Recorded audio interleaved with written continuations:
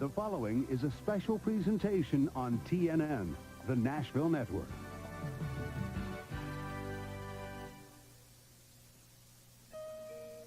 Two weeks ago, Chad Little's gallant charge for the championship took a devastating blow against the wall at Charlotte Motor Speedway. But Johnny Benson failed to capitalize, running into Jimmy Spencer early in the event. So today, Benson has to finish 15th or better at Rockingham to clinch the 95 crown.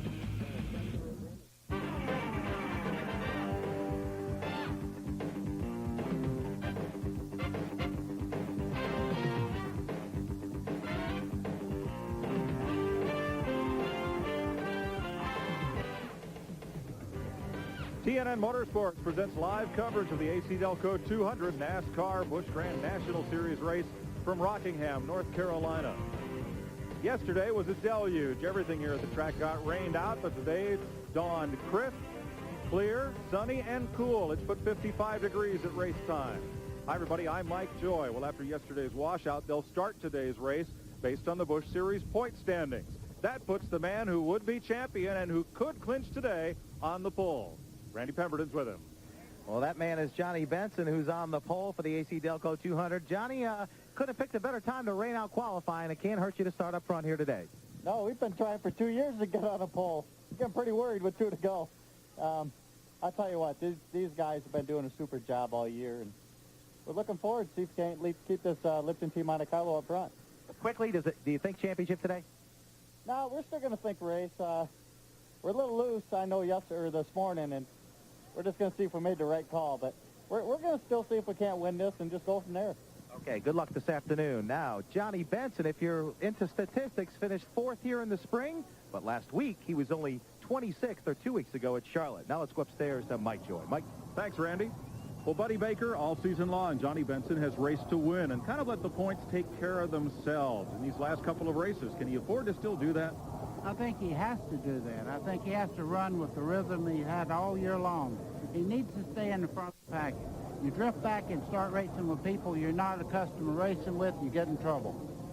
And Darrell Waltrip, you've been involved in many a championship chase, including here at Rockingham. If you're Johnny Benson or if you're Chad Little, what do you need to do today?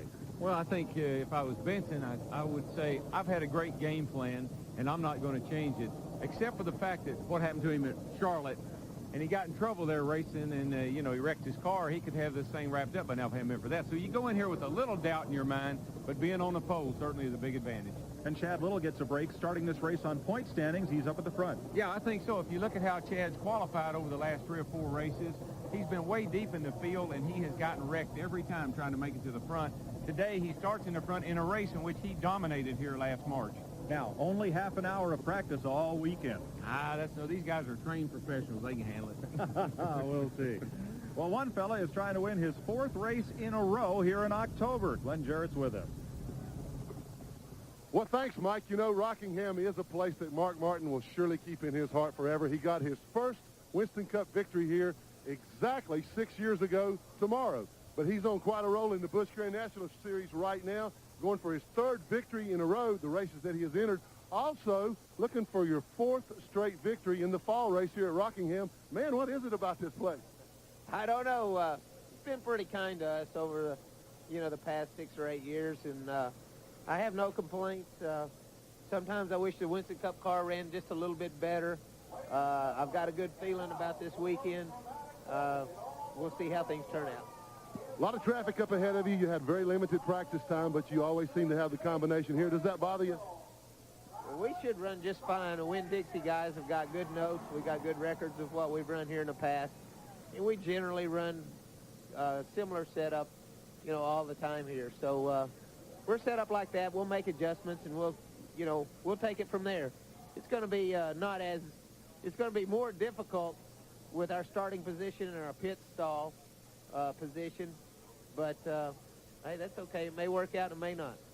He'll be there at the end of the day. You can count on that. Mark Martin, always tough at Rockingham. A couple of rows behind him, Dale Jarrett. Between the two of them, they have won 5 of the last 6 Busch events that they have entered. These guys are going to be tough in the back of the pack, Mike. Thanks, Glenn. They have fired engines for the penultimate Busch Series race of 1995. Earlier today, Johnny Benson's crew found him a weather vane at a roadside concession stand. It's got Chad Little's car on it. They bought it for Benson. Which way will it point to after today's race?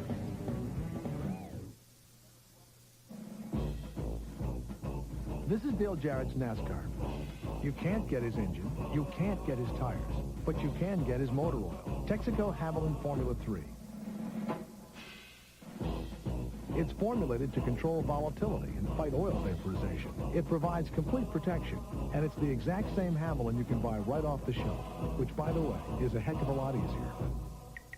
Add more life to your car. Take it to the stars.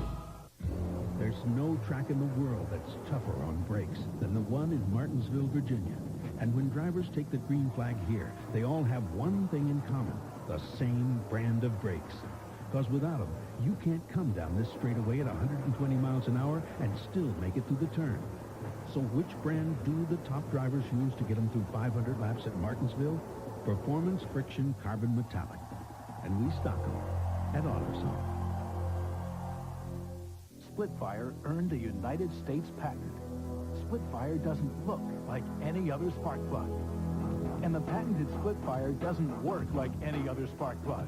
5 extra horsepower by merely installing these plugs. Quicker in the quarter mile. A 4.8% gain in mileage. There's nothing like a Splitfire. You'll get more power and more mileage, or your money back. You'll get more here, and you'll spend less here. Guaranteed.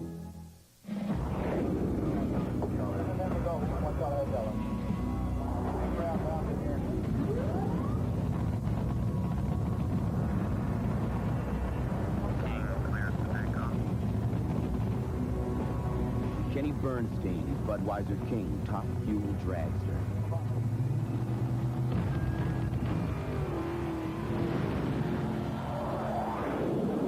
Who said you need wings to fly? Today's exclusive coverage of the ACDelco 200 on TNN is brought to you by Havoline Formula 3 Motor Oil. Add more life to your car. Take it to the stars. By the more than 1,000 AutoZone stores across America. AutoZone, the best parts in auto parts. By Splitfire, the patented performance spark plug. It only costs more till you use it.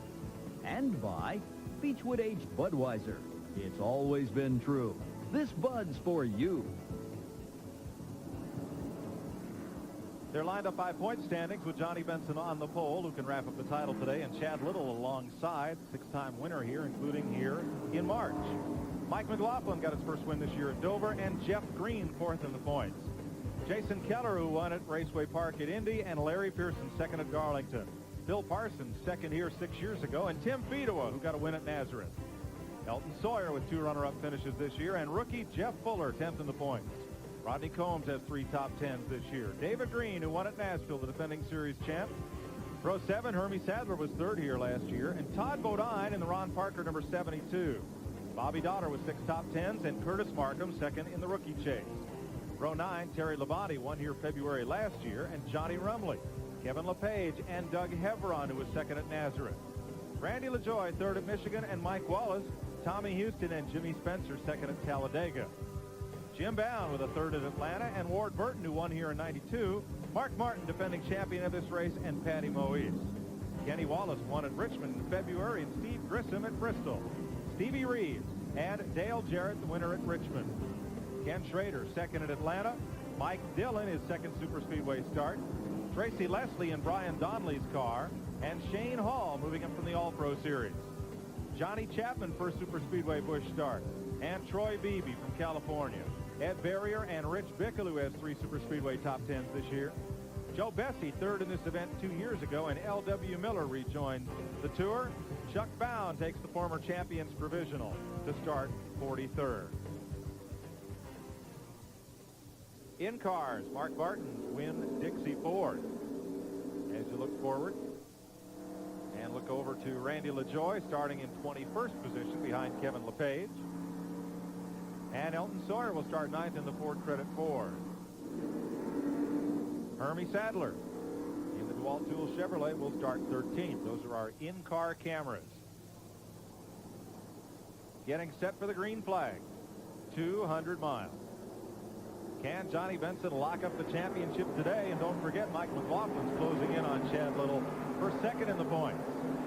Chad Little will take the lead into turn 1. Well, I just hope they let him stay there. He did come by the start-finishing line. It looked like he jumped just a little bit before Benson, but I don't think he'll call it. Turn 3. I tell you, guys, going to run good today is that 3 car. I believe he's ready to win. Jeff Green looking for his first Busch Grand National victory. Looks for second spot at the end of lap 1. And into turn 1. He's going to get it. Boy, right now, everybody's kind of tiptoeing and hadn't had a lot of practice, and that outside groove, as always, buddy, is a little bit treacherous. See Mike McLaughlin making a move there on Johnny Benson, trying to get by, and didn't quite make it through that part of the corner there to take that position away, but he's in a hurry right at the moment. The car that got caught on the outside was 10th starter Jeff Fuller. Didn't get in line, and he has drifted back, well, out of the top 20. There's Fuller. You see, you just can't get down, and early in this race, this is just a one-groove racetrack. Well, and you just can't take a chance on cutting down in front of somebody, because if you do, they nip you, and then you're out of control. Fuller finally got in line in 16th position. Trouble back straight away. One car back of the pack, in the wall hard. Troy Beebe starting in Marvin Thaxton's Ford. The top 30 got in this race based on point standings, and the next drivers got in through entry blank postmarks. That put the Ed Johnson Financial Group Ford of Marvin and Rhett Thaxton into the field, and Troy got it into the wall in the back straightaway. I didn't see what happened, Mike, but I don't think I know any driver that's had any worse luck trying to race a car than that young man has. He has found himself in trouble so many times, and I'm sure it's not by his own doing. We have just the tail end of it, top of your screen. That mean old turn 2 up there has got many a good race car driver. It looks like he got loose just getting out of the corner there and got in the outside wall. Did a tremendous amount of damage to the right side of the car. There's a patch, buddy, off of turn 2 over there now. You can see it. It's not quite off the turn. It's about middle ways, and that really upsets the race cars right now. L.W. Miller was the car alongside Troy Beebe, whose car sits there apparently done for the day. Well, we've completed all of 4 laps, folks, but we'll be right back. Hi, I'm Eli Gold here at the Joe Weatherly Museum in Darlington, and look at all of these magnificent race cars. Now, you can't own these race cars, but you can own a piece of racing history with the NASCAR Winston Cup Yearbook. It's the only official record of the 1995 NASCAR Winston Cup season. The NASCAR Yearbook comes out just in time for Christmas, and it always sells out. That's why it's one of NASCAR's most cherished collectibles. This is the same book given out at the NASCAR banquet. This leather-bound coffee table book covers every race of the 95 season and is over 200 pages of full-color racing excitement. And there's even a page for autographs. But no matter who wins this year's Cup, you're guaranteed of owning a piece of history, but you must order today because it's just $39.95. These are going to sell out fast. They make a great gift, and they're guaranteed for Christmas delivery. To order your NASCAR yearbook, call 1-800-632-1200. Call 24 hours a day or send check or money order to this address. And don't forget to ask your operator about other special offers. Welcome, Dave. Been a long time. Sure has, Red. You got a spicy chicken sandwich. But here, try this. Not bad. Water? No, thanks. Ooh. Now try a Wendy's spicy chicken. Wendy's spicy chicken sandwich is a whole breast fillet seasoned with Dave's own blend of pepper and spices. It's one very delicious, very spicy sandwich. Please. Oh. Try Wendy's spicy chicken sandwich and long live the king. No trendy health club. No $60 shorts.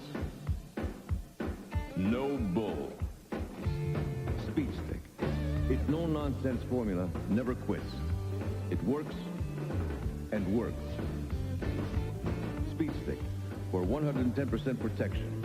Like never quits. And try new Speed Stick Clear for clear protection that never quits. By Menon.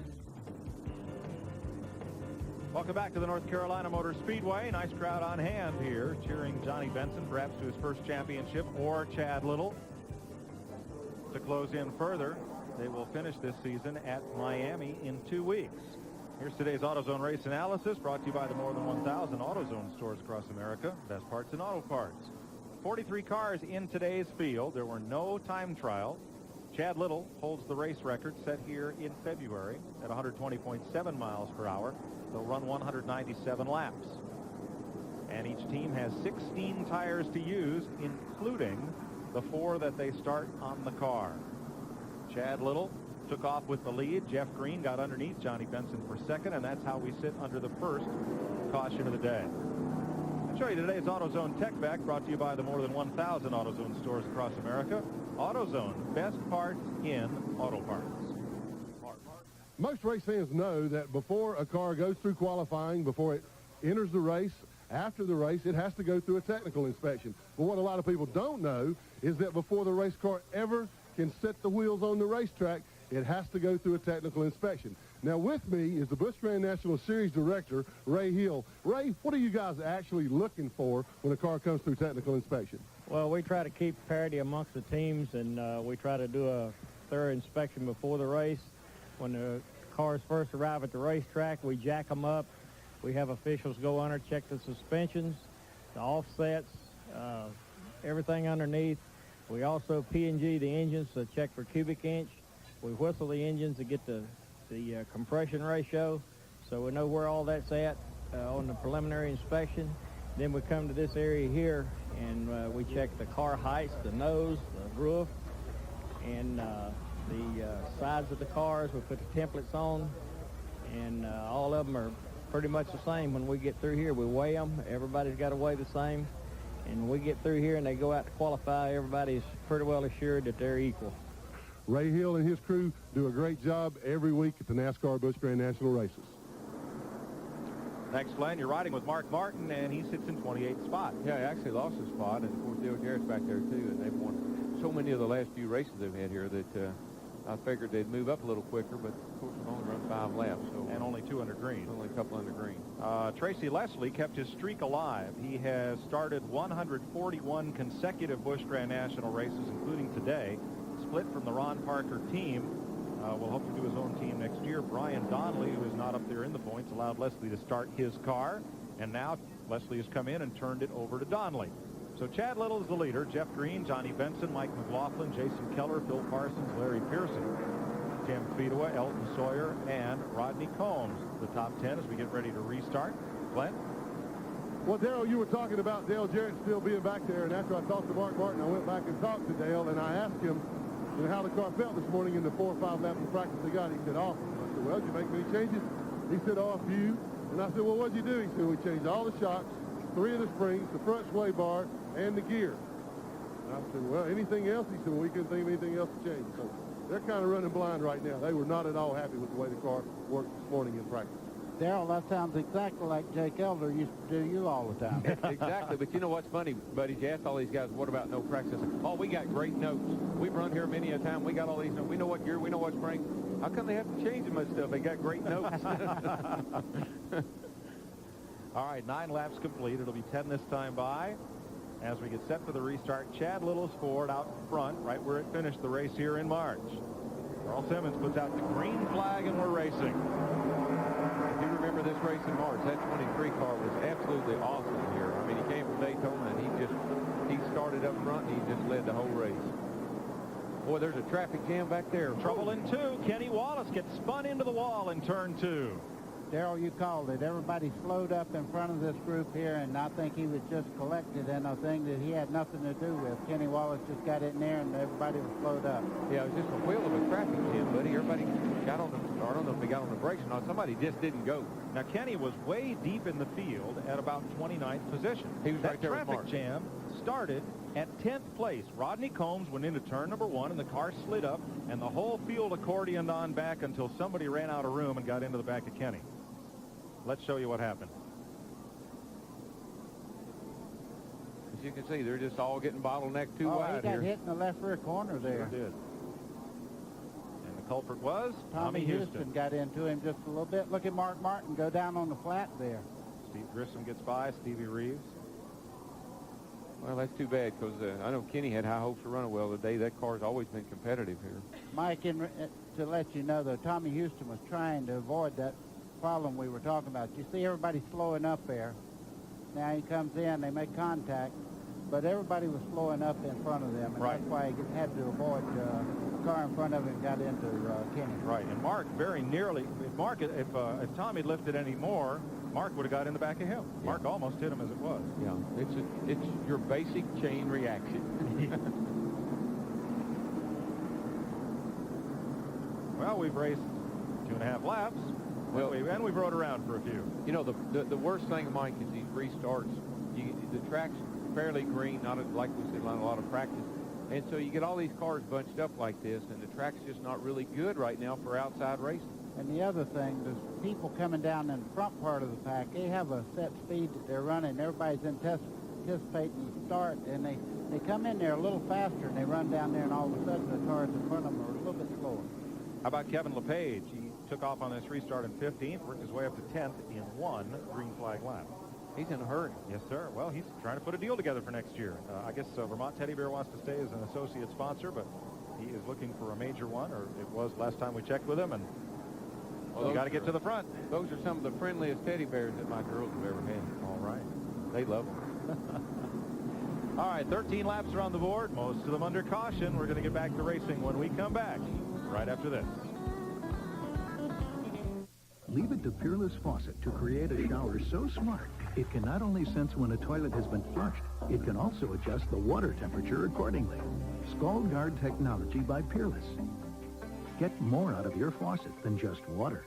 Every day, we all find a way. A promise made, a promise kept, giving it our best. America's most complete source of auto parts, a national warranty program, and customer service only Napa can give. No wonder more people trust Napa to keep their vehicles running. We keep America running. We keep America running.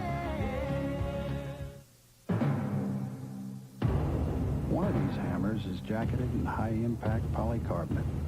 The other one is broken. The fiberglass jacketed hammer from Stanley. Today's exclusive coverage of the ACDelco 200 on TNN is brought to you by Napa. We keep America running. And by Stanley. Since 1843, Stanley has been helping people do things right.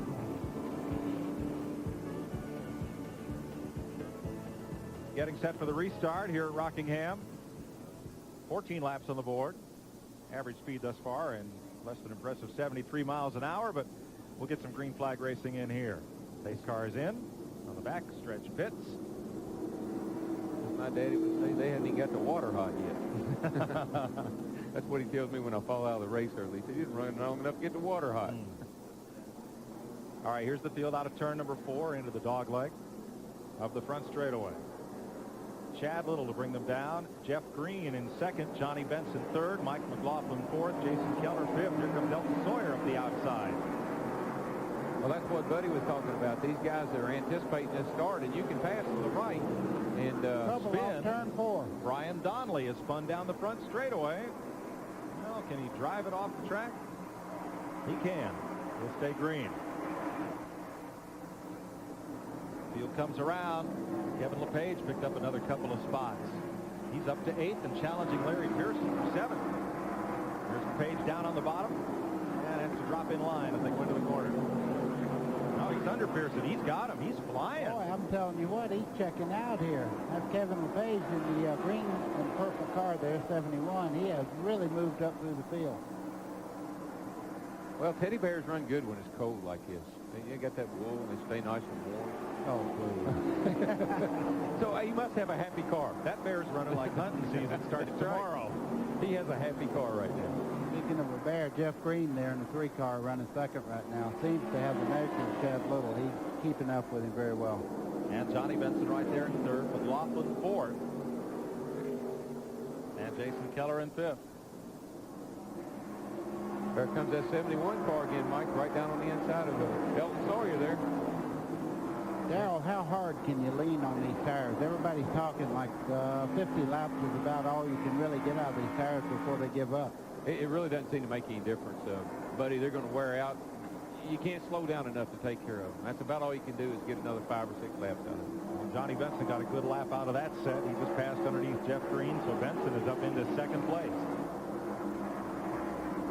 Well, that answers our question. How's he going to run for the championship today? He's going to stay up front. I would rather be up there. You can see the pitfalls of being back in the pack when these wrecks just happened at the start of the race. Benson took the responsibility for the crash 2 weeks ago with Jimmy Spencer. Said he just got in there, thought he could get under Jimmy, and instead got into him. But that's the way Benson has raced all season. He's run to win races and kind of let the championship points sort themselves out. Well, if there was a diagram to win championships, I'm sure there's a lot of people that won 15 or 20 of them. There's no set way to run a race and win a championship. No, it's just so much, luck and things going your way, and it's just a lot of luck. That's all I know. That's the best way I know how to explain it. Speaking of luck, there's one dog that won't hunt, and Kenny Wallace was driving it. Randy? Well, you're looking at the damage of his Red Dog Ford. We finally caught up with him. Not a smile here, understandably so. Kenny didn't even get a chance to get the water hot, as Darrell said. Oh, man, I mean, that's a bummer right there. The car was awesome. Of course, that's what everybody always says, but I don't know. We went down to the one on the restart. Everybody stacked up like real slow, and I just went to the outside, minding my own business, went around everybody. And I guess somebody on the inside who thought they were going to hit somebody went to the outside, and I was already past them, and they tagged me in the left rear. But hey, I just want to thank Red Dog and Square D. We're on our way out to Phoenix now. Okay, better luck next week, and it's down in Florida. Yeah. Kenny was one of the quicker cars testing down in Homestead, so he'll be looking forward to that. He's going to be busy next year, going to race Winston Cup, Busch, and the Truck Series. Boy, Elton Sawyer and Hermie Sadler, with Sadler getting by on the inside, and that 72 car, that's Todd Bodine into that car for the last 2 races this year. Well, Todd's flying. He looked like he made that move on Sawyer pretty easily. You're riding along with Sawyer down into turn 3 now, right on the white line. Car looks like it's handling very well, Darrell. Yeah, it does. And I tell you, that 72 car, that car is a winning car. I've seen that thing run up front time and time again. And I believe with the right combination, that thing can win some races. Mark Martin on the move. He's up to 21st place in the Winn-Dixie Ford. As you ride along with it. I love what Mark said. He started to say this is not going to be as easy as it usually is, but then he said, well, it's going to be a little more difficult than it usually is. He'll be there, believe me. He's coming at a high rate of speed. That's Randy LaJoy just in front of him there in the 64 car, and the 35 there, Doug Heveron, as they try to make it too wide going down the front straightaway. Mark will wait till he gets strung out pretty good, and then he'll pick them off one at a time. Well, they've gotten past LaJoy. Now moves up on the back of Heveron. And I believe Glenn was right about Dale Jarrett's car. He's not able to move forward like Mark has been able to. You can see Larry Pearson's car kick out just a little bit getting in the corner. If you're loose getting in the corner here, it's very hard to get in and make any time at all. You see him dropping back through the field right now. He needs to adjust on the chassis. Now you're with Randy LaJoy pulling up on Heveron. He's in 20th place. Heveron, the Cincinnati Millicron car in blue and white just ahead, is 19th. Well, this is definitely a race where the first pit stop, it could really change the way a car handles, because maybe you missed the setup a little bit. You need to make an adjustment on that first stop, and then you might be able to run really well after that. Does it look from these in-car pictures as if these cars are sprung very softly here? They are very soft. And the other thing you have to remember, you have a lot of wheel travel getting in the corner here. You can see them hitting bumps that look like they go down 3 or 4 inches, and that's about the travel that you run here. It's really like driving a car on the highway. You get it too stiff, it bounces up and down, and it won't stay on the ground. You get it too soft, and it kind of gives you that float feeling. So you really got to work hard. Shock absorbers is the key to everything today. 6th place now for Kevin LePage in the Vermont Teddy Bear 71. Since Richard Lassiter, a former driver, joined that team, LePage's progress on track has picked up well. Rodney Combs has had a tough day since that restart. The snapper car drifting back a bit. Now you're with Mark Martin pulling up on Steve Grissom's Channel Lock Chevy. That's a tough one right in front of him. Steve Grissom on a racetrack where his stamina and really getting the car muscled around a little bit. And Steve Grissom is as good as I've ever watched. And he's such a quiet guy. Yeah. He drives exactly like he acts. You never know where he's out there. He never bothers anybody very seldom, but still he's always there at the end. That's just his kind of personality. He's at 18th right now. Another guy that's moving up quickly, too, is Terry Labonte. He's moved right on up to 11th place. Now there's a look at Terry, the MW Windows Chevy. He started 17th, and he's now come to the top 10. Yeah, that car will be sponsored by Bayer next year, and that M&W sponsorship goes over to my brother Michael. And he'll be carrying the M&W colors next year on a Thunderbird. Little inside information. Just a little. Always good. My daddy called me and told me. All right, Mark Martin's gone past Steve Grissom. Back up front, Chad Little, Johnny Benson, and Jeff Green keeping close tabs on one another. Positions 2, 1, 4, and 3 in the points if you add Mike McLaughlin. We've completed 32 of 197 laps. We'll be right back. In Murray, Utah, a lot of folks like to work on their cars themselves, and they come to AutoZone because they know they'll find quality parts, low prices, great selection, and helpful people like Rick Perry. Now, Rick's been around cars all his life, so he knows a thing or two about looking up parts and solving problems. And whether it's selling new parts or testing old ones, he's always glad to help. You see, when it comes to getting the right part, the right price, and good advice, there's just no place better than AutoZone. Some people can't afford to worry about the fuel in their tank. And when it comes to consistency and quality, their demands are among the toughest in the world. That's why most major domestic and international airlines depend on Citgo. And with more than 13,000 locations across America, you can depend on Citgo too. Citgo, the sign of quality. Get ready, SuperTruck fans. It's time to kick up some desert dust. Live from Phoenix International Raceway, it's the NASCAR SuperTruck GM Goodwrench Delco Battery 200. Next Saturday on TNN Motorsports. Hi, this is Ernie Irvin. Thanks to all you fans out there, I am back on the track and stronger than ever. At the end of the racing season, join Ernie and several of his NASCAR buddies on the NASCAR Family Cruise, benefiting the folks who help injured drivers, their crews, and their families get through tough times. They're sailing December 4th through the 8th. Don't miss out on the fun. Call 1-800-972-2359 to sign up now. That's 1-800-972-2359.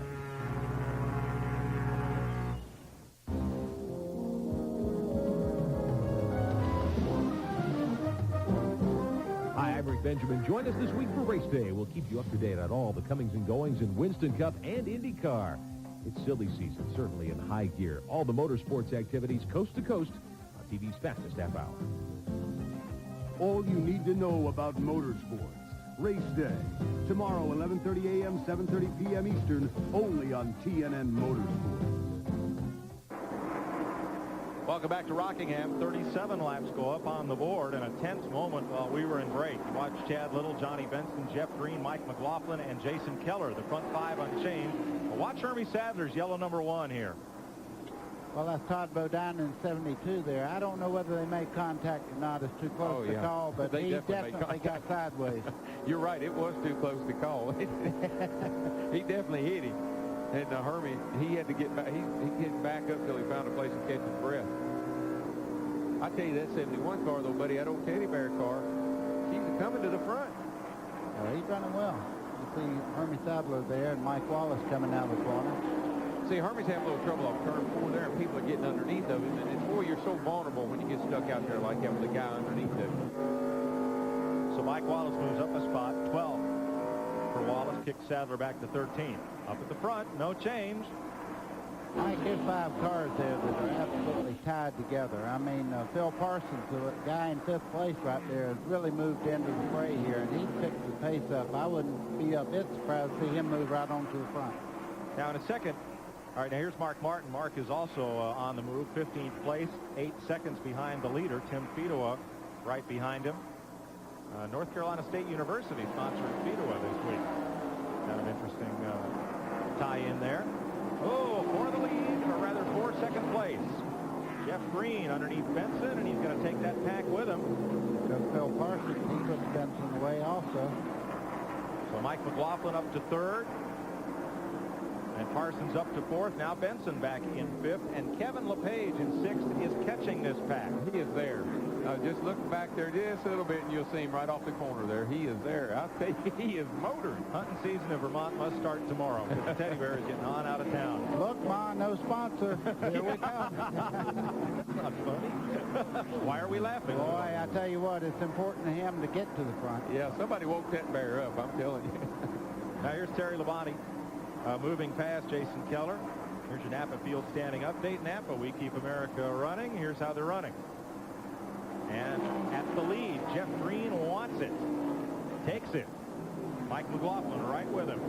See, the reason I think the three-car run good today is because they do have good notes. They've got Winston Cup notes. These are Winston Cup tires. I believe he'll have the right setup for the race, even though they got very little practice. All right, they lap past Steve Reeves, the Clabber girl, number 7. And there's Phil Parsons right with that pack, Johnny Benson, and Kevin LePage. 3 wide. Well, they say it's a little loose going in. That's the best way to protect that. You go in underneath somebody. Yeah, 12 wheels in the corner better than 4, right? Just hang her low. Use 8 wheels instead of 4. It always works better. A lot more side bite. 12 works even better. Yeah. Boy, Phil Parsons is looking over at Chad Little there, trying to take that spot away. He's really too low to get that angle to get in the corner. But look just behind him. Kevin LePage will move right in on him. They're lapping past Shane Hall. He'll pass. The 71 car will pass them both. And Terry Labonte's caught that pack as well. All right, here's Phil Parsons underneath Chad Little. And there goes on past. Well, Chad's just now beginning to have a handling problem of some kind because he is falling back through the pack. Everybody's going by him. So he's back to 7th. Well, make that 8th right now. I got 9th. As Benson and Labonte go past. Oh, the old cream, she's starting to rise, boys. The good ones are coming to the front. Yeah, and a set of tires will get it uncurdled, too, won't it? That's right. Well, just about everybody is reporting a loose condition right now. That's normal. See what happened? They practiced more at 9 o'clock. This racetrack was nice and cool. You get great grip when it's cool like that. If you notice, Winston Cup qualifying kind of went that way. Right now, the sun's out. It's 65, 70 degrees. It's in the same racetrack they practiced on. That's right. Hut Strickland's on the pole for tomorrow's race, and he was one of the first cars to time trial. And that seemed to be a bit of an advantage. Glenn? Well, guys, also, you know, we talked about at the top of the show that they were only looking for 50 or 60 laps out of the tire wear, of good tire wear. We're getting to that 50-lap mark next time around, or in 2 laps now. So I think what a lot of them are feeling, too, is just that the tires are going away. We're going to see some pit stops pretty soon, even though they can go 90 to 95 laps on fuel. I don't believe the tires will go that long. Well, and that will improve as the race goes on. As the rubber gets down on the racetrack, the tire wear will improve. This first set will go away pretty quick, though. Right, here comes David Green in the Slim Jim 44, and Todd Bodine, the Detroit gasket car, moving in on Chad Little. Mike, what happens? You see Chad Little pedaling back through the field right now. When your tires start giving up, if you're loose to begin with, now he took off and just had a blistering pace right at first. When your tires start giving up, getting in the corner, you just start going to the back so fast because you did set such a pace instead of kind of building up to getting to that first spot. So it'll be a tire management kind of day as Mark Martin drops the Winn-Dixie Ford underneath the Caterpillar Chevy of Ward Burton. And they do have more tires to work with today than normal. They gave them an extra set because wear was a factor. And I know people get tired of us talking about tires every week. But, folks, this racetrack was paved back in the spring, and it was a new surface then, and it's still a little tough on tires. Let's mention as Mark pulls up on Chad Little, that Caterpillar car next year will be driven by David Green. That announcement was made here this weekend. Remember, it's a green racetrack today. There was no practice qualifying anything yesterday but rain. 1 hour of Winston Cup practice this morning, half an hour of Busch Series practice, and then Winston Cup time trials, and that's all the rubber that's down on this track. Yeah. Riding with Mark Martin as he's moved into the top 10. At the front, Jeff Green and Mike McLaughlin come into this race just 16 points apart for third. It's the 6th time Jeff Green has led this year. My mom says a couple of ounces of antifreeze can kill our dog. Even 2 tablespoons can be bad for me. So we use an antifreeze that's safer for kids and pets. That's less harmful.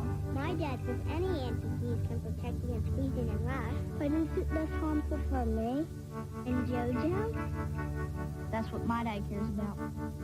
What about yours? Sierra Antifreeze, because safer is better. It's Racing Roundup. Welcome Phil Parsons, driver of the number 99 Luxair Chevrolet. Phil, ready for the big race? Don't think I'm going. What? You know how to get in that car. Oh, sure, Phil, but you're, Comfortable right here at home with high-performance Luxair Central Air. But what about your fans? Fans? You don't need fans in a house with Luxair Central Air. Thank you, Phil Parsons. Folks, look in the yellow pages for your Luxair dealer or call 1-800-LUXAIR. In the Stanley laboratories, we find out just how good our decorative mirror doors are by opening and closing them over 100,000 times. Funny, isn't that the same way you do it? Decorative mirror doors from Stanley. At AutoZone, we carry filters for just about every car on the road, and we've got just about any kind of oil you'd ever need. More than 10 brands and 30 weights. But no matter which oil you choose to put in your car, you gotta do something with the old stuff. So just bring your used oil back to us. We'll take care of it. You see, helping you recycle oil, that's just one more reason why there's no place better than AutoZone.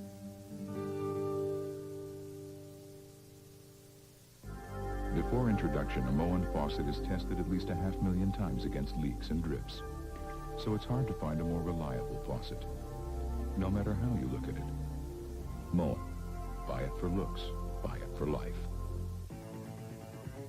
Today's exclusive coverage of the ACDelco 200 on TNN is brought to you by the more than 1,000 AutoZone stores across America.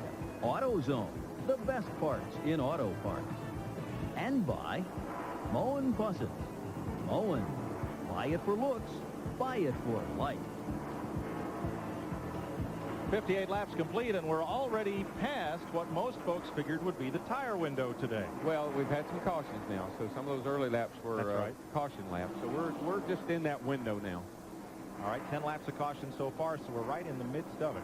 And I don't know why, I don't know how. It's like the guy says we can't make it on fuel, and it's like tires. You say we can run 50 laps, and you run 90. I don't know why that is. It's just the way things work out. Why do you say things like that? Well, that's what all indications are. Right.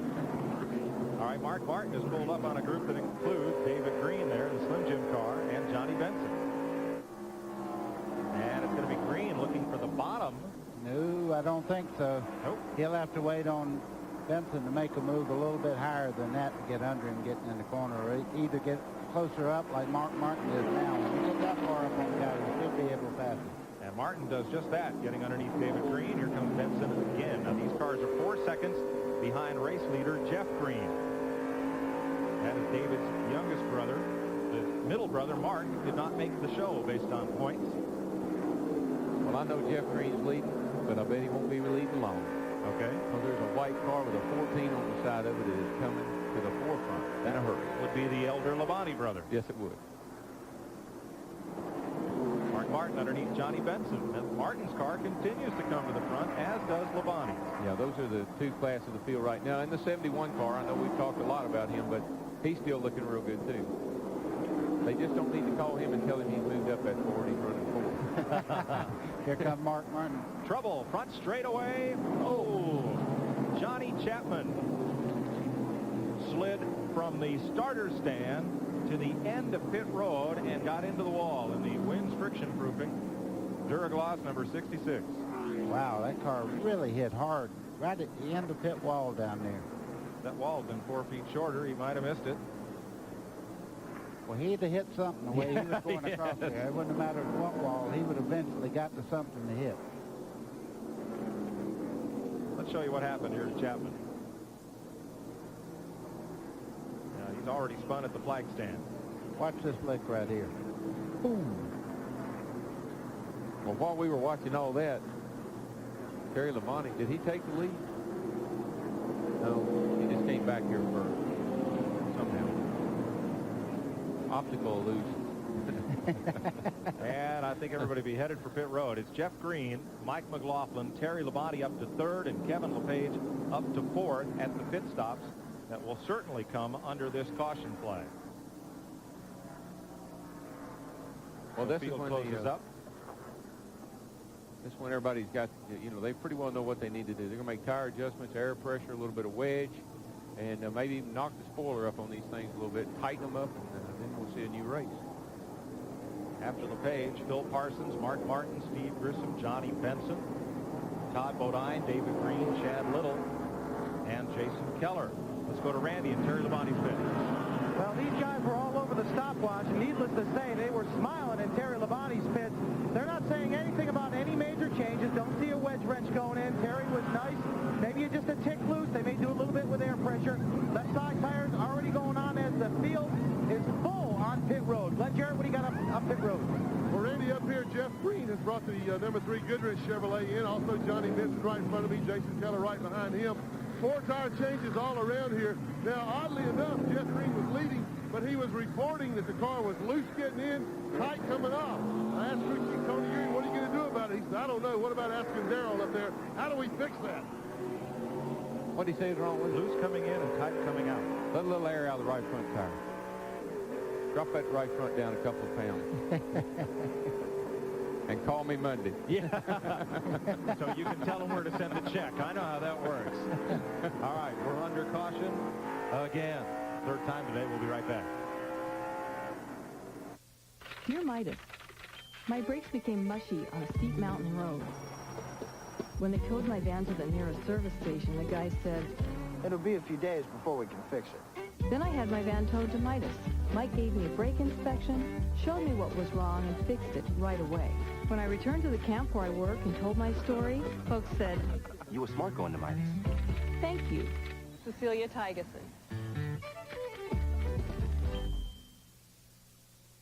We're back on the road with 1-800-COLLECT and Sawyer Brown. Let's talk to the band. The themes for the songs come from being on the road. I like riding on the road. If I can find a little privacy, that's the hardest part. I mean, it's like traveling with 5 brothers that are in your face every day. Being on the road is okay for the 2 hours that you're on stage. We travel about 12 months a year and have been doing it for 15 years. But all the other time, it pretty much oinks.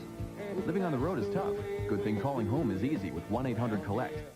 In the spirit of Italian generosity, the Olive Garden offers you the never-ending pasta bowl, just $6.95. Choose your favorite from our special Olive Garden pasta menu. Then mangia. Enjoy as many free refills as you want. Choose from spaghetti and meat sauce, creamy fettuccine Alfredo, and many more delicious never-ending Olive Garden favorites with free soup or salad and breadsticks. The never-ending pasta bowl, only $6.95 for a short time at the Olive Garden, where generosity is a way of life. This is the place where history is made. 314. Breaking a record is hard to do, but keeping it is even harder. Can anyone top the king? The faster, the better. It all comes down to this. We saved the best for last. Live from Pomona, it's the Winston Select Finals, Sunday, October 29th, 7:30 Eastern. The NHRA on TNN Motorsports. It doesn't get any closer. Do you have to have a black car to win the points race? Last year, all eyes were fixed on Dale Earnhardt, and the man in black showed the world what champions are all about, holding off Rick Mass to take the win and the championship for a record-tying 7th time. It's the Winston Cup ACDelco 400, Sunday, 12:30 p.m., 11:30 Central on TNN Motorsports. Maybe next year I'll paint my car black. Nah. Well, if you'd like to do a little cruising, you can join Kyle Petty, Ernie Irvin, Todd Bodine, Ted Musgrave, Steve Grissom, and their families on the NASCAR Family Cruise to benefit the Winston Cup Drivers Wives Auxiliary. R.J. Reynolds, Image South, and Lavelle sponsoring the cruise. Call the number on your screen for more information. You know, Johnny Benson's way back in 23rd position now. I bet they did something to the chassis of that car. Put a rubber in, took a rubber out. We might get Glenn or somebody down there to check that out. And Kevin LePage went from 4th to 22nd on his pit stop. Not a stellar effort there, or as you said, they may have taken time to make an adjustment and put that a little further back in the order. I think they were probably celebrating. They celebrated too long. Green flag. Because he was killing them. Mike McLaughlin, who picked up his first Busch minutes over this season. Former modified champ has the point. Mark Martin had a great pit stop, come out in 2nd place. He's got track position now. Just behind them is Terry Labonte. You see him going in the corner there, just under Patty Moore trying to get by her to get up to third place. And I tell you, look at Mark down the front straightaway. For the lead. Into turn one. McLaughlin got the lead a lap, but now Mark Martin puts his nose in the wind. Well, it took him 69 laps. It was a little more difficult than he thought it was going to be. All right, let's go to the champions. Let's go to the champions pit, Johnny Benson's pit, and find out about that stop. This is Steve Bird, the crew chief. A little trouble on that stop. What happened? Well, we had an air wrench break. That happens once in a while. The first time all year. So, hey, the base motorsport team doing a great job. Got us behind there a little bit, but we got the big picture we got to look at. We want to win this race, too, so we're going to try hard. Did you make many changes on the car? You looked to have dropped off a little. I didn't hear you. Make many changes on the car that time? We put a little bite in it. It's a little loose. This place loosens up a lot. We didn't get much practice, but should be all right. Well, we hope so, too, for Johnny Benson. So Benson has to come out of mid-pack. Mark Martin, though, is going to be tough to catch. I'd say McLaughlin's having problems right now. I think he's got a very good race car for later on, but right now he's pushing just a little bit, and he's dropping back out of the front 5 and 6 cars. But you see Dale Jarrett there right up under him trying to take that spot away from him. Dale and Mark made probably the biggest gains in the pits. Both of them moved up a good bit to get near the front. So their track position is much better than it was earlier. Well, now here comes McLaughlin with the French's mustard car back around Dale Jarrett. Wow. They come very close to touching there off the corner. Heads up driving by Dale to back out just a little bit and give McLaughlin a little bit of room. Well, Mike's car is tight. That's why he can run that outside line. And he's working on a tight car right now. He said he took a little wedge out on his pit stop. And Jarrett gets underneath, takes the spot back. Now here comes Phil Parsons in the Luxair 99. Now he's under McLaughlin. You know, interesting enough, Mike, the cars that run well at Dover seem to run very well here, too. Mike McLaughlin run well at Dover, so does Phil Parsons. Good point. And some of those cars are running very well here today. I believe LePage even run well there. Now 2 packs back of them. Here is Mike Wallace leading a snarling pack. Todd Bodine, Jason Keller, Jimmy Spencer's in it, Rich Bickle, and Chuck Bound in that teal and white car getting into Spencer there. Yeah. We just talked about Johnny Benson. He's behind this group right now. What he does not want to see is the contact. You see the yellow car there about right now in the middle part of your screen. He's trying to work by all these cars to get back into contention. And you saw Jeff Fuller have trouble off turn number 2. Get running again, but he's got a problem. Chuck Bounds come from 43rd to 14th. 2 weeks ago at Charlotte, he started 38th, then finished 9th. That's that car with the blank teal-colored hood. That number 05 is Bound. All right, Randy LaJoie takes you for a ride around Rockingham, right behind Elton Sawyer. This is at 19th place. I wonder if Fuller's got his backup car today. If it is, it sure don't run like it. It's not running as good as the backup car. No, the backup car was much better at Charlotte. He ran the LaJoie, just jerked the car down, take a look, but he couldn't make the pass.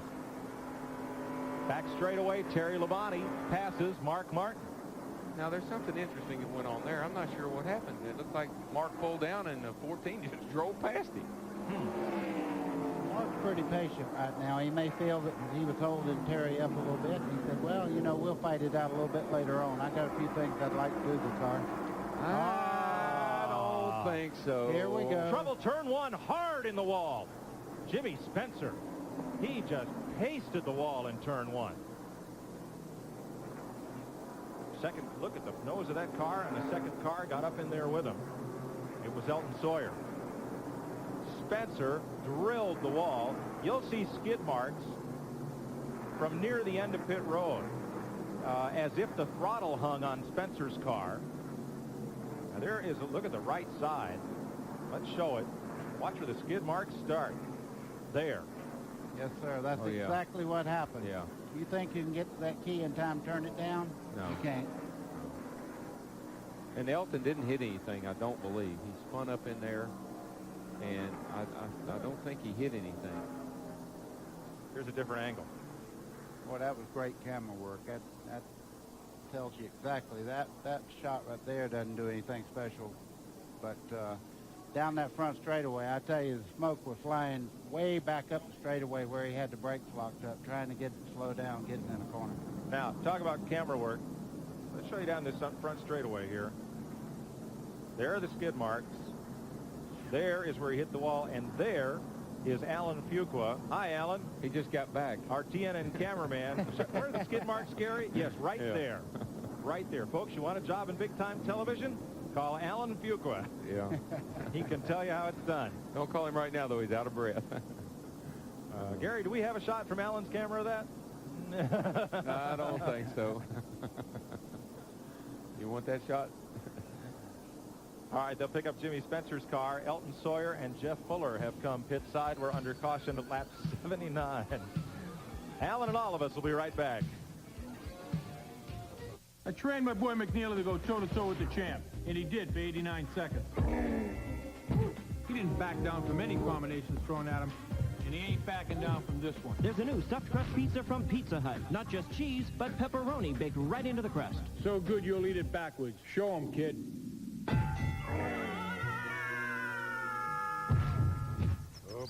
The new 1-2 combination cheese and pepperoni stuffed crust pizza. Hey, McNeely, how many slices am I holding? Unless you've felt the heat, faced the pressure, known the intensity, you don't know racing. We don't do a lot of talking. We just get right in the middle. One word, win. Join Rusty Wallace for the wildest ride on television. Win, Sundays on TNN Motorsports. And believe me, it doesn't get any closer.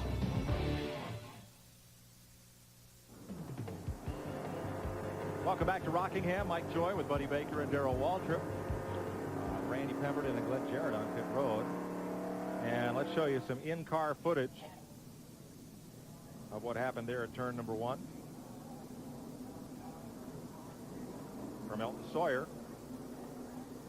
Just got into the side of Jimmy Spencer there, and the car came to a halt without any further damage. I believe that Randy LaJoie may have given Elton a little boot there in the rear that turned him around, actually. That's possible. They looked awfully close on that in-car camera shot.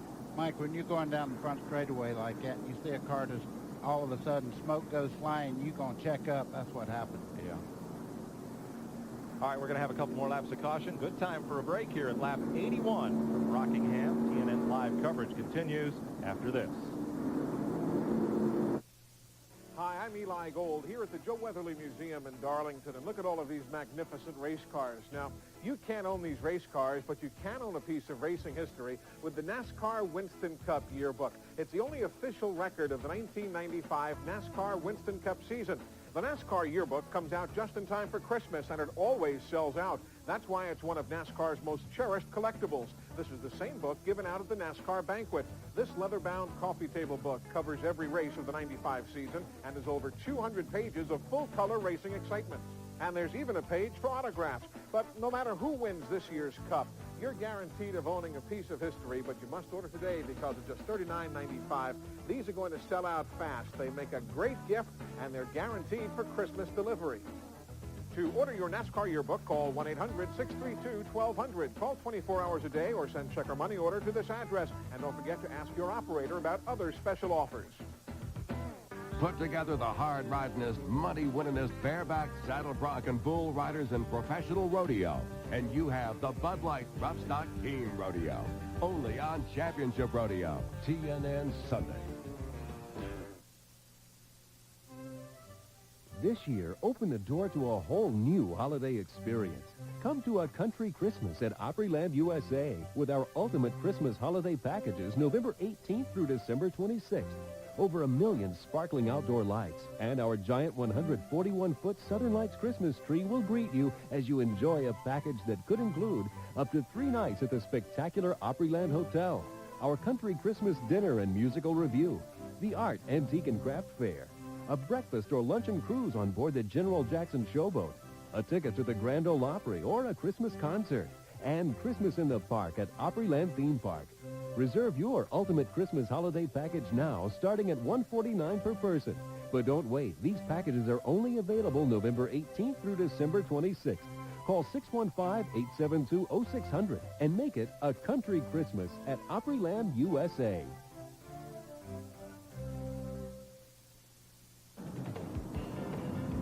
Welcome back to Rockingham. We've had 4 cautions. This one's certainly the most serious. Jimmy Spencer with about a 300-foot slide hard into the wall. And he's been taken to the infield care center. We'll get a report from there shortly. From Hermie Sadler's car.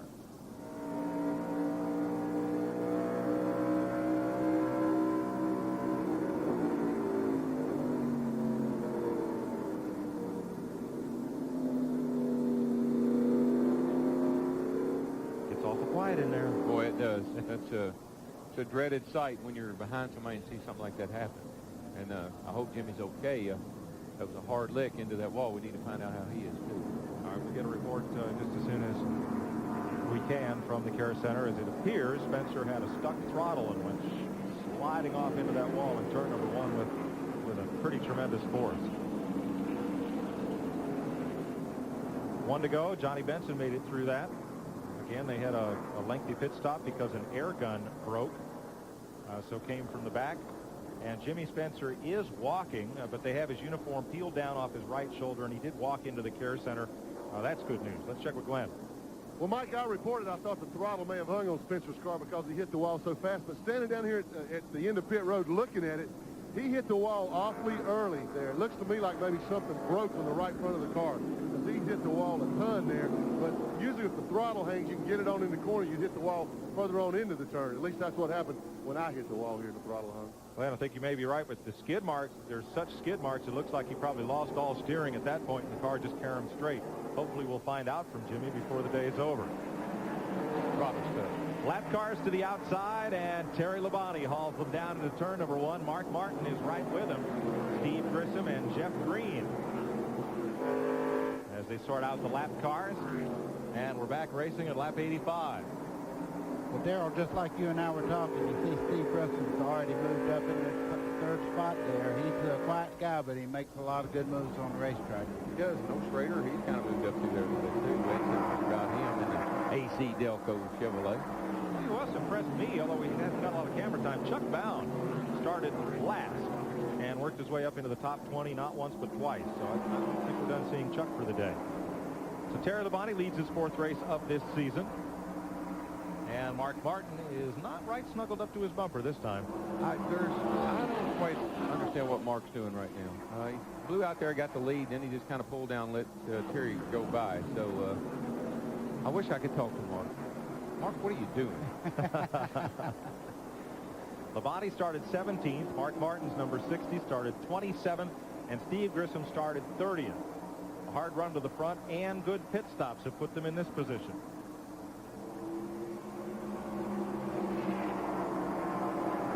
Dale Jarrett passing Chad Little.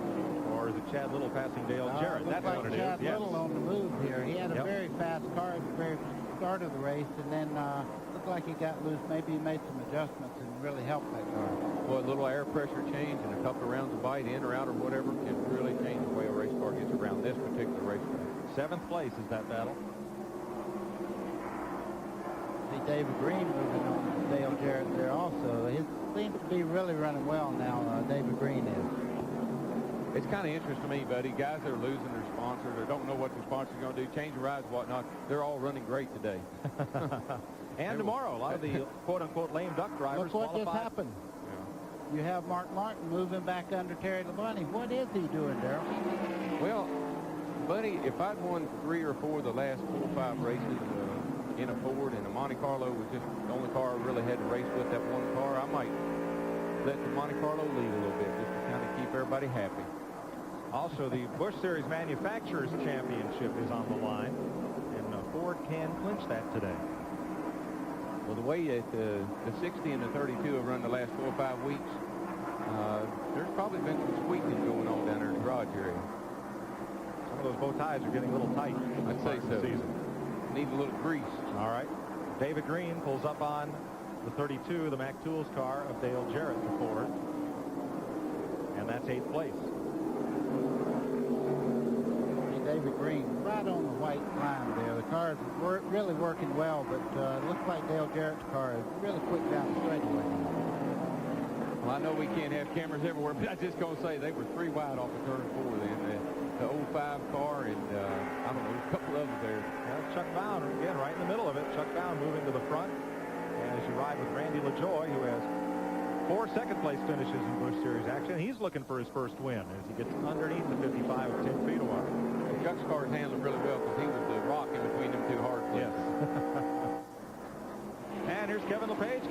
after a lengthy pit stop. Well, I say lengthy. He came into the pits 4th and got out 22nd. He's now climbed back up to 16th. That's definitely lengthy. It wasn't what he planned, I know. No. That's too bad, because that car is fast, and he just got to work real cautiously to get back up front. Still a lot of sponsor hunting going on for next year in this Busch Series.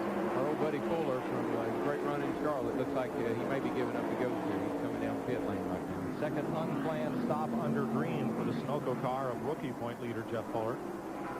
And they had reported what might be overheating on that car, so he's back in.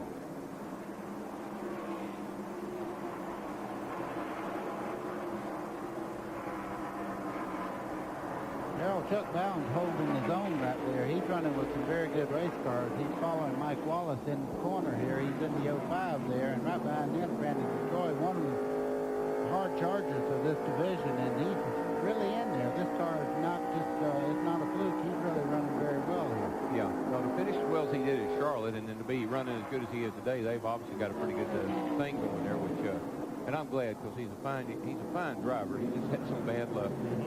Here comes Todd Bodine. Remember, he's in the Detroit Gasket car today, and at Miami, this battle's for 8th place. David Green in 44, Dale Jarrett, and Rich Bickle. Oh, my man, Rich. I got a lot of confidence in Rich Bickle. I believe he's somebody. He might be one of those diamonds in the rough, and he's doing a good job. And Fred Wanke is his crew chief, buddy. Really, yeah, it really is. I just knew somehow we were going to stretch this joke all the way to the end of the season, and you've done it. You can see right there, Bickle is he's really getting around the racetrack. He's glued to the bottom of the racetrack. Third place battle, and this is tightening up as Chad Little closes in on Steve Grissom, Jeff Green, Bill Parsons, and Mike McLaughlin. And of course, all those cars have run at the front. Green led, and Phil's been right there, and so was Mike McLaughlin. He led a little bit, so obviously Chad's a little bit better shape now than he was at the end of the run there a while ago. We are halfway. Our Stanley Tools Mid-Race Report brought to you by Stanley since 1843. Stanley's been helping people do things right. 5 leaders, 6 lead changes, average speed 105, 4 cautions for 22 laps, and 4 cars out of the race. Let's add Jeff Fuller to that list of pushing his car behind the wall. You know, once we got this thing going, it's been a great race. Watching those cars that were in the back of the field work their way to the front, and it's been kind of fun to watch so far.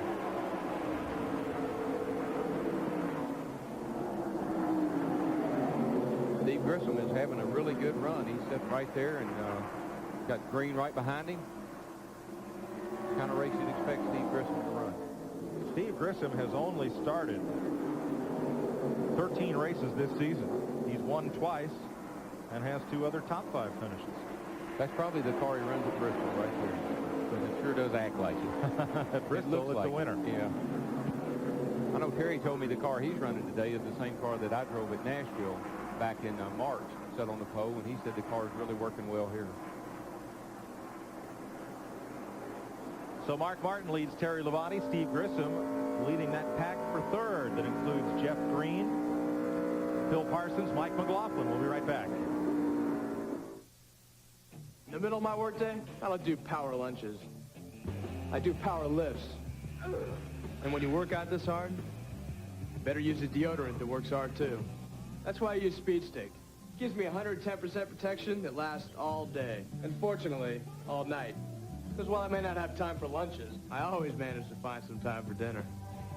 Speed Stick, like you, it never quits. And try new Speed Stick Clear for clear protection that never quits. 5 minutes, you got the winning color. I run my engine anywhere from 8 to 10 hours a day, and that's constant.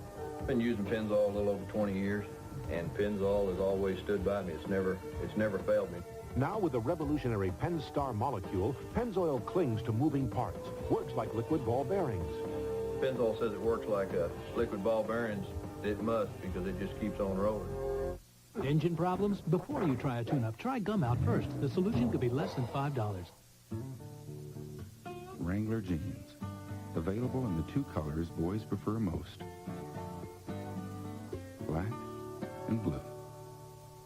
Wrangler. Real, comfortable jeans. Pine Lake.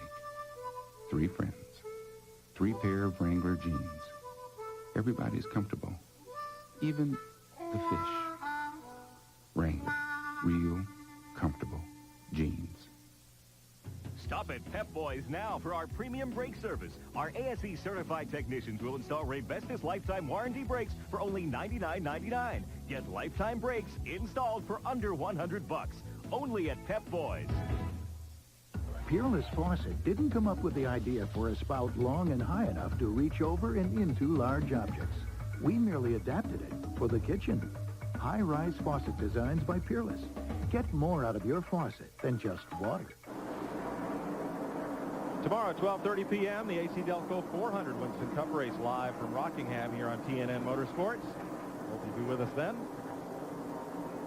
Johnny Benson's the red car, right side of your screen, and buddy, he's not motoring along like he was early in the show. No, he's not. What he's doing right now, I think he's protecting the championship because he's trying to make good moves at the right time and not get himself in trouble. You see Chuck down there having a little bit of problem going down the back straightaway, and some of the cars he's been racing very hard, he's getting over past by him right now. But Benson, I think running the race he needs to run right now to clinch the title today. Well, he was up beside of Ward Burton a couple of times over there off of 2, and they got really squirrely looking, and I think he's just, like you say, buddy, he's being very cautious, and rightfully so, because this is not the time to go make yourself look like a hero. All right, right now you see that Johnny Benson would pick up to a 207-point lead with an 18th place finish, provided Chad Little stays in 7th, and that would clinch the title for Benson.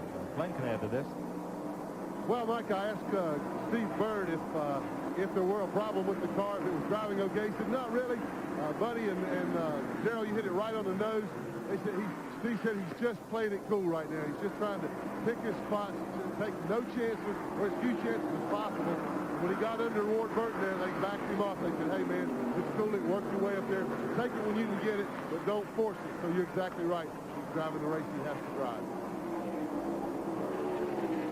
Benson right now up to 17th.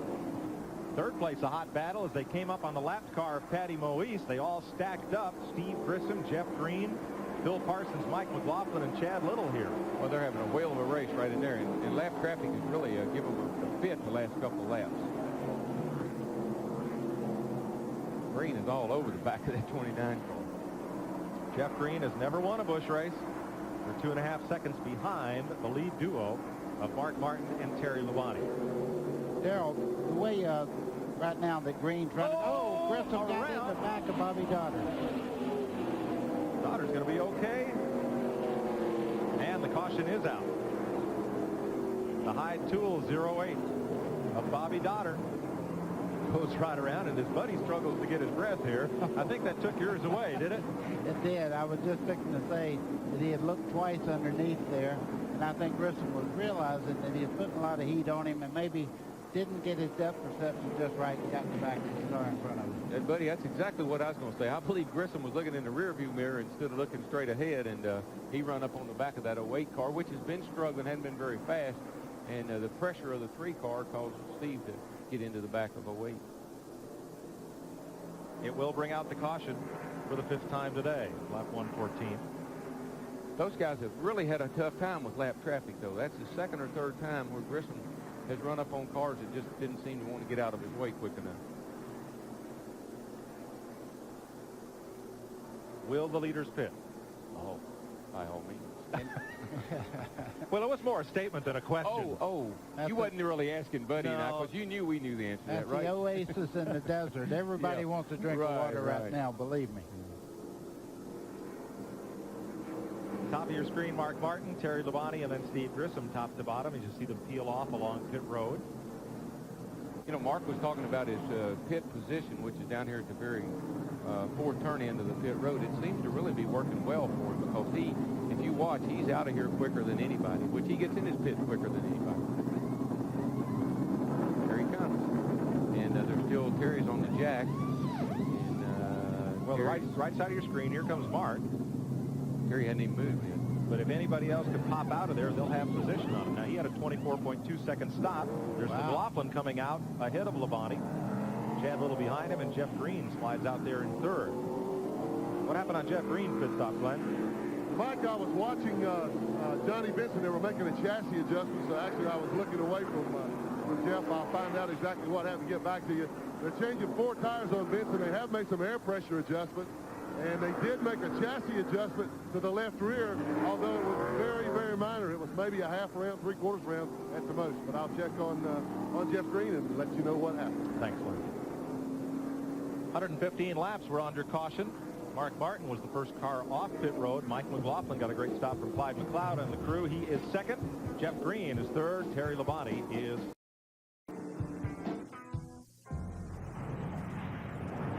Some people can't afford to worry about the fuel in their tank. And when it comes to consistency and quality, their demands are among the toughest in the world. That's why most major domestic and international airlines depend on Citgo. And with more than 13,000 locations across America, you can depend on Citgo too. Citgo, the sign of quality. Splitfire earned a United States patent. Splitfire doesn't look like any other spark plug. And the patented Splitfire doesn't work like any other spark plug. 5 extra horsepower by merely installing these plugs. Quicker in the quarter mile. A 4.8% gain in mileage. There's nothing like a Splitfire. You'll get more power and more mileage, or your money back. You'll get more here, and you'll spend less here. Guaranteed. In Floyd's Knobs, Indiana, people drive for miles around just to see Don Ballard. Because when it comes to car repair, well, there's not much he can't fix. You see, Don's the type of guy who believes that doing a job right and saving money go hand in hand. So he begins each job with a trip to AutoZone. Sure, it's a 20-mile drive. There are other parts stores along the way. But for Don, when it comes to getting the right part for the right price, there's just no place better than AutoZone. TNN Highway Transportation provided by Cedar Ridge RV Center, Branchville, New Jersey. They feature Winnebago motorhomes. Call 1-800-988-4884. See why Cedar Ridge is the choice of champions. For information on Featherlight trailers, call 1-800-800-1230. Featherlight, official trailer of NASCAR. We got ourselves one to go here, gang. And Johnny Benson, after that round of pit stops, came in the pit 17th and came out 24th. They did a lot of adjusting on Benson's car. They had to work on it that time. They had to do something to it that time. Maybe Glenn does. Glenn can update us on Jeff Green's stop, Glenn. Glenn talking to Steve Bird. We'll get back with him in a second. That's Benson's crew chief. You know, I'm impressed with Steve Bird. The things that I hear him telling Glenn that they're telling Johnny are really, really the right, smart thing to be telling a driver that's trying to win a championship. They see him get under the Ward Burton car, they say, and they see him get a little squirrely, and they tell him to back off, hold that position. They're doing a good job in the pit. Let's check with Glenn. Okay, Mike, I was checking with Steve Bird when you addressed me there just a moment ago. We're getting ready to go green as they come off turn 4 here. They had some problems with the lug nuts on Jeff Green's car. The glue's not setting up for some reason. Today, a couple lug nuts fell off when they mounted the tires on the car. That's the reason he was a little slow. You see Mark Martin lead the field down for green right now. Also, Johnny Benson, they did have a slow pit stop. Got him mired way back in the field in that traffic. A couple of chassis adjustments, but Steve Bird said, man, we just messed up. Well, that'll happen. Well, they're talking to him good anyway. Yeah. They're telling him, they're giving him good information. They're just having a little bit of a problem in the pit. And that's a good team. Steve Bird learned his trade working with Peter Piandaka, the traveling man up in Massachusetts. Peter's profiled in the upcoming issue of Stock Car Racing Magazine. Interesting article on Piandaka, who's won over 300 features in his career. Steve Bird helped with a lot of those. Randy Pemberton has an update on Jimmy Spencer. Well, Jimmy has come out of the infield care center, but it was on a stretcher, not life-threatening by any means. He was holding his shoulder. He's in a sling. It's his right shoulder. They're speculating at least a bruise. They're going to take Jimmy Spencer out of here to a local hospital to have that thing further examined. So Jimmy Spencer certainly not feeling very well right now. He took a hard lick. Thanks, Randy. Yeah, he did take a hard lick, and I was really concerned about what the effects were going to be, because when you hit the wall hard here like that, it's going to hurt you. It's going to spring or break something pretty hard. Here's your Napa Field Standing Update. Napa will keep America running. Spencer just confirmed as Travis Carter's driver for next year in Smoking Joe's Ford on Winston Cup Circuit. Mike, what you do, if you're big like Jimmy Spencer, when you hit the wall, the right side of the seat gives way, and that bar that goes to the right front corner is right beside your shoulder, and that's probably what got into the shoulder. You get over against that. I've been running a stress test on seats several times this year, and I can attest to that, buddy. And I ain't as big as Jimmy Spencer.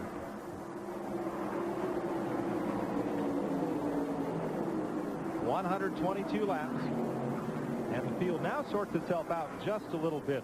The front five pretty well tied together, and Johnny Benson is about a straightaway behind the leaders, but he is running hard. Watch Benson in this shot on the bottom. Yeah, that's the 05 car there that's been running pretty well up front. Chuck Bound. And you know what that is right there, Mike? That's a driver that's getting a little wee bit frustrated. Getting behind in the pits, and the crew trying to settle him down and tell him to take it easy, and I'm sure there's probably some good conversation going on between him and the crew right now. That may be why he did that. He had his hand on the radio button. Benson is in 23rd position right now. Watching second place Mike McLaughlin, leader Mark Martin goes out of your screen, and there's McLaughlin leading Jeff Green and Terry Labonte.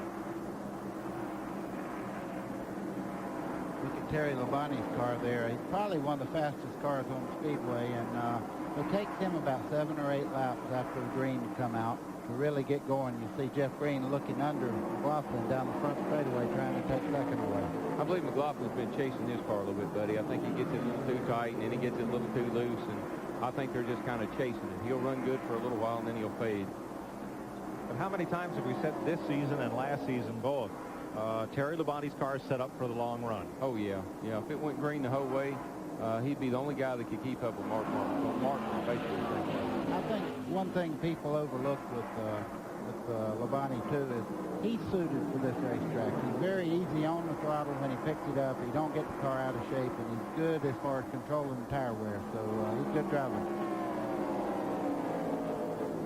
Boy, I tell you, Chad Little and Rich Bickle, they just split a slow car coming off of turn 2 over there that would, whoa, and there he is again. Boy, yeah, that really bunches our pack. Yeah, it's that car on the outside right there. Benson and Bickle splitting going in off of turn 2, and that whole pack had to go around him. That was L.W. Miller. They have black flag. They gave him a black flag. Yeah, that's a good move on NASCAR's part, because he is definitely in the way. No disrespect to him. I'm sure he's got a problem, but he just needs to get that thing down out of the way.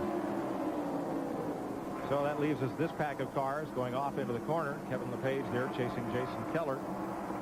Mike, we just got a report that Benson may have a tire going down. He's just talking to his crew.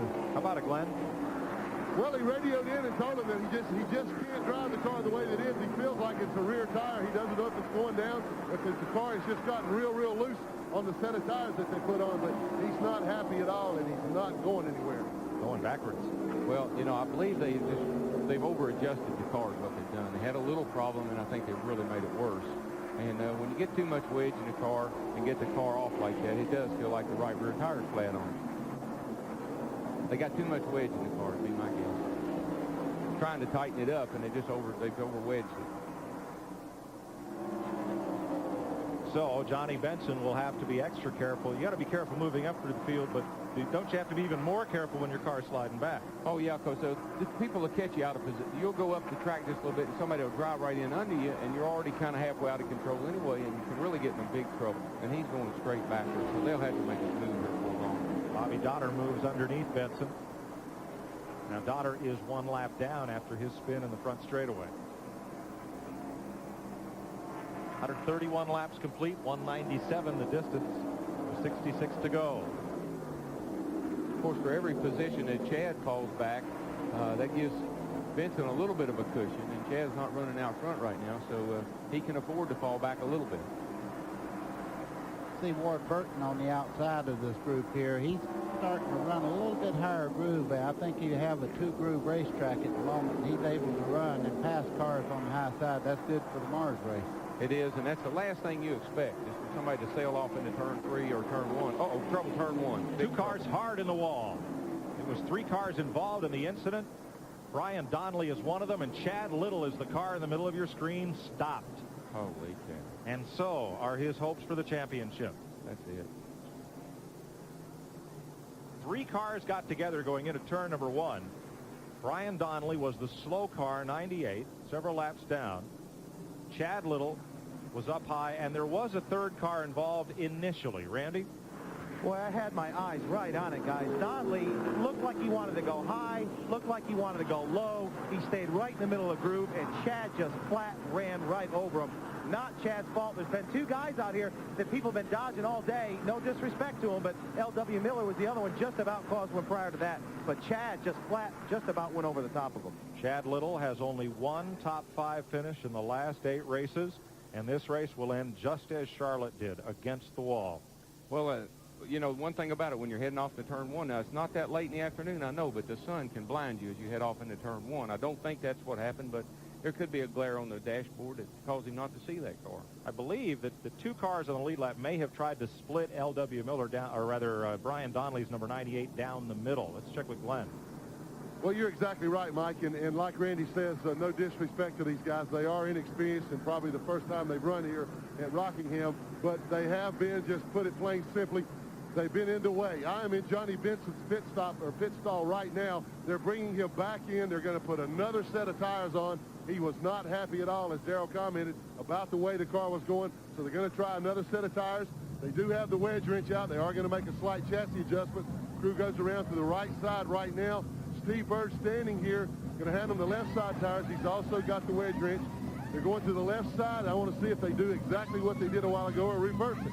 And they reverse. They do. They take out the change they made a while ago. So 4 tires. They're hoping that these will be better. We saw Benson going straight backwards. So we're hoping that, and we're all hoping, and he stalls the car. Ooh, not good. He got it fired again, though. No harm done. He was going to have to go to the rear of the field anyway. To finish up what I was saying, the 98 car, having inexperience, was in the way. Chad Little is out of the car now and okay, but that was a tough break for Chad, and certainly not his fault. Chad Little is walking away from the championship. Johnny Benson will be the 1995 Busch Grand National champion. We'll be right back. When Dave Thomas created Wendy's spicy chicken filet sandwich, he said, if we're going to make it spicy, well, it's a start. Let's really make it spicy. Now we're getting closer. So he seasoned a whole chicken breast filet by adding his own special blend of pepper and spices. And he kept on seasoning until it was perfect. Bingo. Come and try Wendy's spicy chicken filet sandwich, because when you're hot, you're hot. Every day, we all find a way. A promise made, a promise kept, giving it out there. America's most complete source of auto parts, a national warranty program, and customer service only Napa can give. No wonder more people trust Napa to keep their vehicles running. We keep America running. We keep America running. Today's exclusive coverage of the ACDelco 200 on TNN is brought to you by Napa. We keep America running.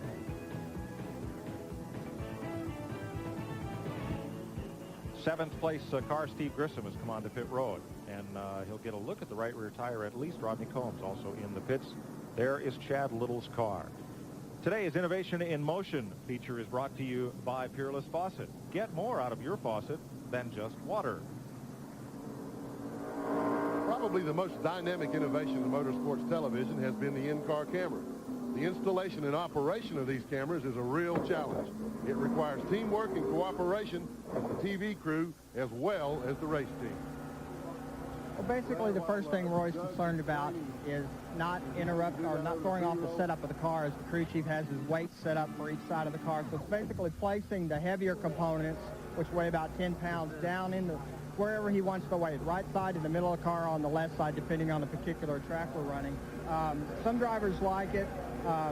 Some want to be seen, some don't want to be. Some of them have a superstition about being seen. Fine, put a camera on the car, but don't look at me, kind of thing. So it just varies from driver to driver. The in-car cameras give our viewers the best seat in the house. One of the most exciting cameras is the one we call the passenger dog. The dog cam, we were just trying to come up with some new angles, and especially in the short tracks where the guys are rubbing fenders and all, we were trying to come up with something that, you know, you could really get the feel of how close they are, and that's where we came up with the idea with the doggy cam, to be able to pan out the window and actually look, and you can actually relate to how close the cars are running out on the racetrack. And that's where we came up with the idea with that. It just wanted to be able to get a different angle that's up close and personal. Doug Parr with Boykin and Associates have given us some great views over the years and will continue to do so on TNN. There, the number 74. There's your new Busch Grand National champion. Let's see if DW can get a word with Johnny. Hey, JB, this is Darrell Waltrip up in the TNN booth. You got a copy on us? Hey, Darrell, how you doing? Got a copy, loud and clear. Well, I can call you champ, Bud. You kind of clinched it there with Chad's bad luck. I know you hate to see that, but looks like you're struggling a little bit. Can you get the car back under you?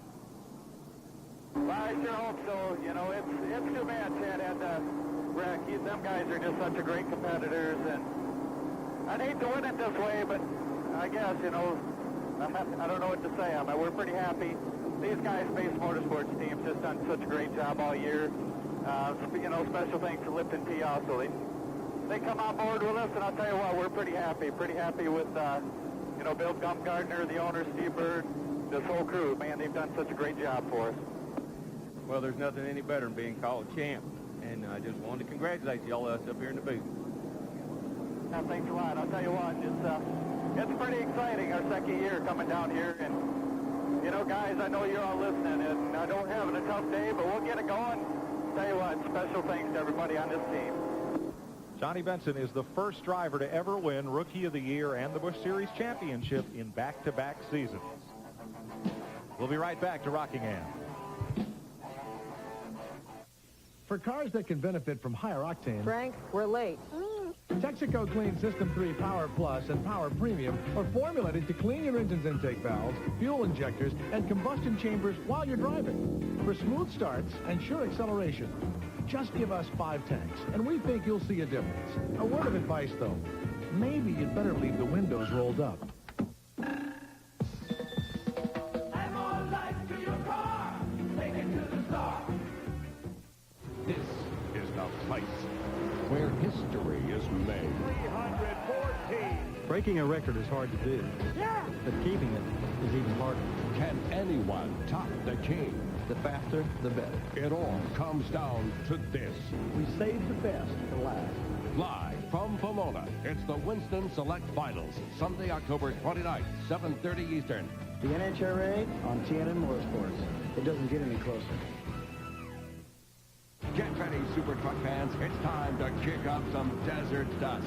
Live from Phoenix International Raceway, it's the NASCAR SUPERTRUCK GM Goodwrench Delco Battery 200. Next Saturday on TNN Motorsports.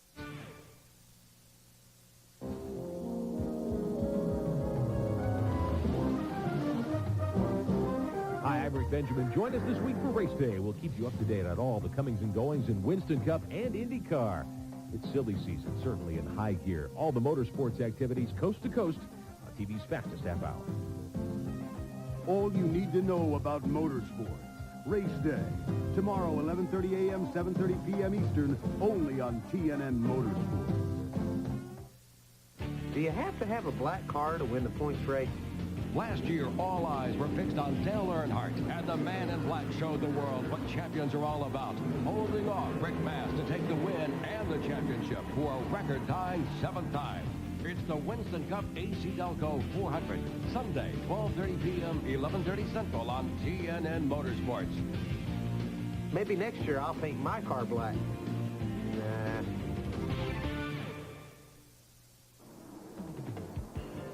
Getting set for the restart with 57. It'll be 56 laps to go when they come back. Mark Martin, Jeff Green, Terry Labonte. Getting set to settle this out. Mike Wallace has moved up into the 4th spot, and Mike McLaughlin is 5th. Lap cars line up to the outside, so that black Winn-Dixie Ford of Mark Martin grabs a gear and brings the field down for the restart. Kind of a tricky little twitch he did there, like he's going to scuff the tires, and he nailed her just on the second squiggle there. Mark did? Yeah, Mark did move right on out. Yeah. That little smoke in turn 1 was from Hoss Ellington's barbecue cooker in the infield. That was not from one of the race cars. Fired that thing up about 3 this morning at the hotel. All right, Jeff Green trying to track down Mark Martin, but it looks like Terry Labonte, who has the faster car, sitting in third place. And they're 3 wide in the middle of the pack as Dale Jarrett takes the bottom. They're 3 wide everywhere. They were 3 wide up here in 3 and 4, and they were 3 wide down the front straightaway. And they're 3 wide in turn 1. That's a lot of wide. I didn't know you could do that often and get away with it. Well, you see the racetrack now is not dangerous to be in the second lane, and it does give the 4 cars somewhere to get out of the way right at the moment. The lap-over cars are getting up in the high side and letting the cars that are on the lead lap go by on the bottom. Yeah, this is a good, you can really race well here when that top groove comes in. You can get position on a guy and carry speed. Hard lick in the back straightaway. Big. 51 car is in it. Jim Bound. And it looks like everybody else will get by unscathed. Caution is out. Boy, I thought that was really going to be big, buddy, because it looked like that car was going to turn right around and come right across in front of those cars behind him. And he did a great job of hanging on to it. I don't know how that wheel tucked in there like that. Lux Foods, number 51, and Curtis Markham in the number 63, the Lysol car. Now, Markham is the leading rookie in the race. Jeff Fuller already in the garage area, but you see the rear end's knocked all out of line, and he has 2 flats on the right side. What happened here? Ooh. Boy, I thought that was really going to get ugly. Look where Benson was. Do you see the nose of Benson stuck right under the back of that 51? Holy cow. Curtis must have got involved after this. A little sequence went on here. It looked like Hermie Sadler got over into Jim Bound just a little bit and made him get over towards the wall. Let's see. Well, I don't know how he's driving that car, but he drove it all the way to the pits. See Hermie Sadler on, oh no, that's a big lick. He just was wide there and come off and got into the outside And wall. I want you to watch the champ there. Watch him. He's all over the back of that 51 car, and he missed him. And there's Markham getting turned Curtis, around. Yeah, he got back in the back there. hit in the back and turned him into the inside wall. He had checked up, and somebody just kept coming. Yeah. Wow. Another hard lick. Well, Chad Little has had a great season. He has won 6 races, but will not win this championship. Randy Pemberton's with him. Well, I'll tell you what a class guy this guy is. He was heading left when he came out of the hospital. He walked out on his own power. He saw us over here. He's coming over to talk to us. Chad, what can you say? You just flat ran over that guy, and your season has come to a close as far as the championship goes. You know, it's unfortunate, but we've had a good year for Harris Teeter and Bear, and I want to let everybody know I'm all right. Hurt my knee a little bit, but it'll be all right. I mean, I know people got to start somewhere, but son of a gun, I mean, you got it. The slow guys have got to give way to the leaders when the car, I mean, it wasn't even a matter of being slow either. We're talking 30, 40, 50 miles an hour, and he's right in the middle of the groove. I mean, not a thing I could do. He's up high and he's down low, and I hate it for the team, you know. It's a good race car and all tore up now, and but that's part of what racing is all about, is just bouncing back from these hard times and getting ready for the next week. I can't say this is racing, but you know, it's unfortunate. I'm upset, I'm mad, but what do you say, you know? Tough luck. Maybe you can go get him next year and also next week for a race. Yeah, we'll go to Homestead now and just do the best we can, right? Good luck. That car, Brian Donnelly's, was 24 laps down when the incident occurred at turn 1. That 72 car caught a tire in the nose there, and he had to, that's Todd Bodine.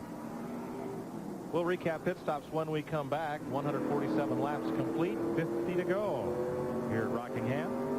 We'll be right back.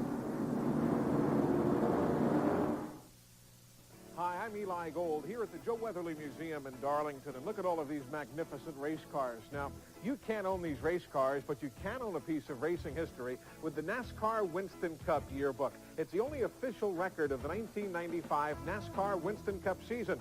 The NASCAR yearbook comes out just in time for Christmas, and it always sells out. That's why it's one of NASCAR's most cherished collectibles. This is the same book given out at the NASCAR banquet. This leather-bound coffee table book covers every race of the 95 season and is over 200 pages of full-color racing excitement. And there's even a page for autographs. But no matter who wins this year's Cup, you're guaranteed of owning a piece of history, but you must order today because of just $39.95. These are going to sell out fast. They make a great gift, and they're guaranteed for Christmas delivery. To order your NASCAR yearbook, call 1-800-632-1200. Call 24 hours a day or send check or money order to this address. And don't forget to ask your operator about other special offers. Excuse me? That's better. Excuse me? That's better. Excuse me?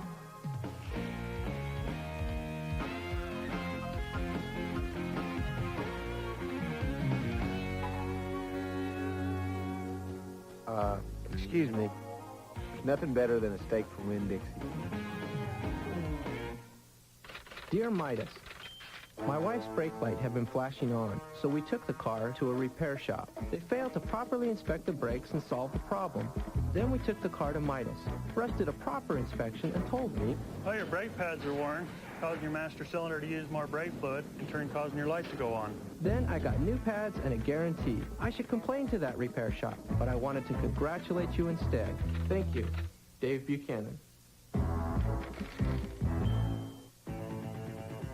Today's exclusive coverage of the ACDelco 200 on TNN is brought to you by Midas, the Midas way, the way it should be.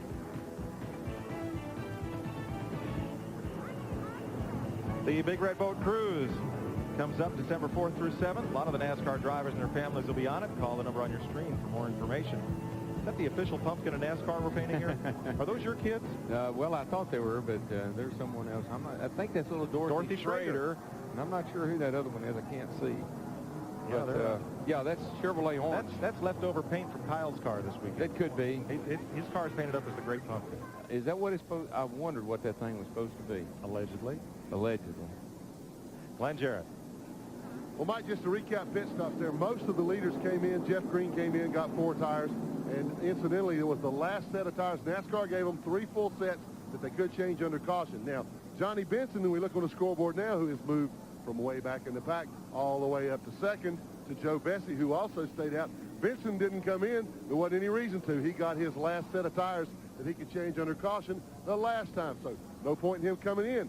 Stayed out. He's in second place, back in the hunt, and we're going back to green. And a new leader, Joe Bessie from Maine, who ran a strong 3rd in this race 2 years ago. First time Joe Bessie, he's in that Delco Remy number 9, the black car. First time he's led since May at New Hampshire. Well, boy, this has got to be a little bit on the different type of restart here. You have a lot of cars up in the front right here that hadn't been there all day, so look out. Mark's being shoved up the hill pretty good there with Jeff Green right behind him. And a lot of cars up front with old tires and cars racing through the pack on new ones. Yeah, Mike Wallace got the position on Mark going down the back straightaway, and he took advantage of it. So the field tries to sort itself out, and there's quite a speed disparity, corner speed disparity between these cars on new tires. Oh, yeah, there's probably 25-mile-an-hour difference in guys that got tires and guys that didn't. Mike, you could see Jeff Green there on the bottom in the 3 car. I mean, that's 10 car lengths he put on the lap-over car in one corner. Now, pick up further on what Chad was saying. Whoa, really contact there getting into 1. Peter was very lucky to save that car. Boy, I tell you, there's a bunch of lucky drivers out there right now. They're all of them sideways. Ooh, tight off of turn 4 here. 3 wide. Oh, Bessie got down into Elton Sawyer as they raced for the front spot. That's too close. It had to happen. Bessie in the wall with Bobby Dotter. Here comes the field. Everybody gets by. Now talk about a guy with no luck. There is Joe Bessie. Hadn't been the best day for Dotter either. He was flying a little bit earlier today. He's been behind all day. I don't know if that car is down on a cylinder or if there's something wrong with the car itself. But he hadn't been competitive all day. Rodney Combs and Elton Sawyer will get a lap back as Johnny Benson led them around to the flag, and a tough break for Scarborough, Maine's Joe Bessie, who had gotten into Sawyer to kind of start this off down the front straightaway, and then gets into Dotter. Yeah, it's just like Buddy and I said, these guys are bumping a little bit and 3 wide, and they're being awful lucky, and they're not lucky every time. You just can't race like that on a track this fast. See Sawyer there in the 38 on the bottom, left front just on the bottom. He comes up, makes contact. Bessie gets into the left side. Dotter goes up towards the wall. Right there, they're like magnets to each other. They can't get away from each other.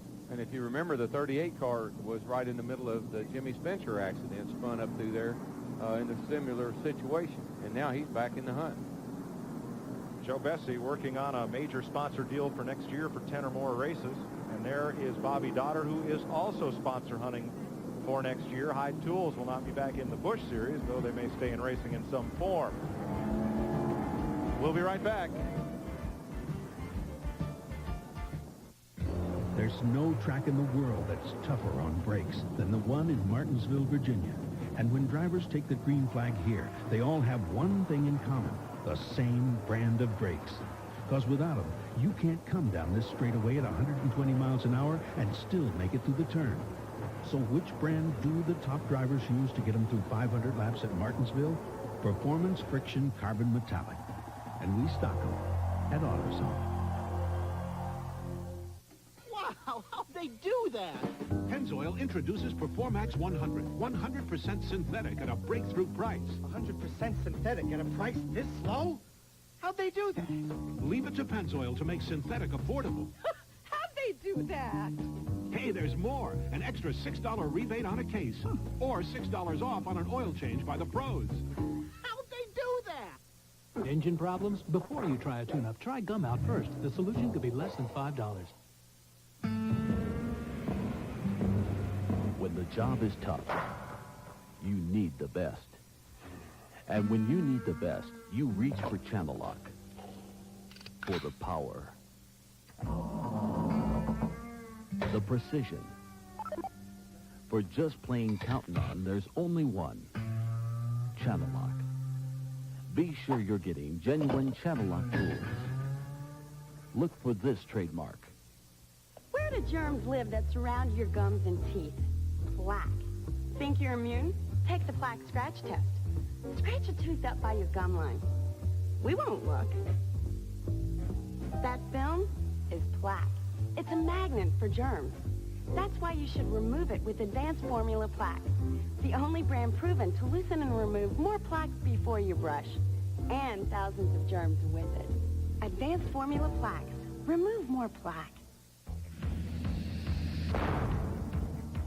Every time they strap themselves in, they put it all on the line. They force the issue and sometimes push too hard. In a world where the news moves as fast as the sport itself, take it to the leader.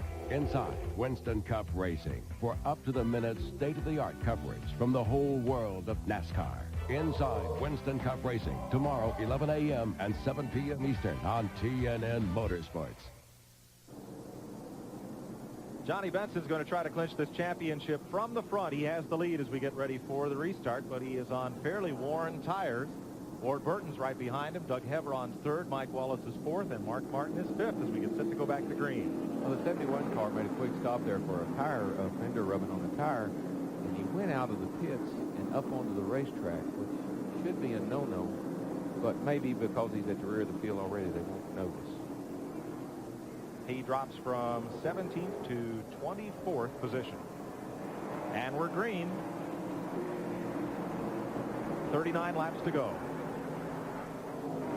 Johnny Benson can just go out and race now. He has the championship locked up, and I guarantee you the pressure's off. I bet it handled a lot better than it did just a little while ago. I'm telling you, it went from not handling at all to just feeling really good. I don't know what y'all did, but you fixed it. So Benson's in that championship groove. And Ward Burton runs in second. Doug Heveron third. Mike Wallace, Mark Martin, and Jeff Green. Mike McLaughlin right there. Terry Labonte's in that pack. Bill Parsons. Dale Jarrett is up there. Rich Bickle. David Green. This is far from being settled. Oh, yeah, we got a lot of racing to do here yet. Mark being back in there just a little bit, he's going to have to hustle. He has the car to do it with, there's no question, but he's going to have to hustle. Mark's got the problem some other cars have had of just getting through the traffic. Watch this pack. Rich Bickle leading this group around. Ken Schrader's right in the middle of it. Haven't seen much of Schrader today in the ACDelco car. Mike McLaughlin chomping at the bit to hold on to third in the points in the French's Mustard car. Tim Fiedel is right there with them. Steve Grissom just ahead. So Bickle's up to 10th. That's a good run for him. Doing a good job in the Kleenex forward there.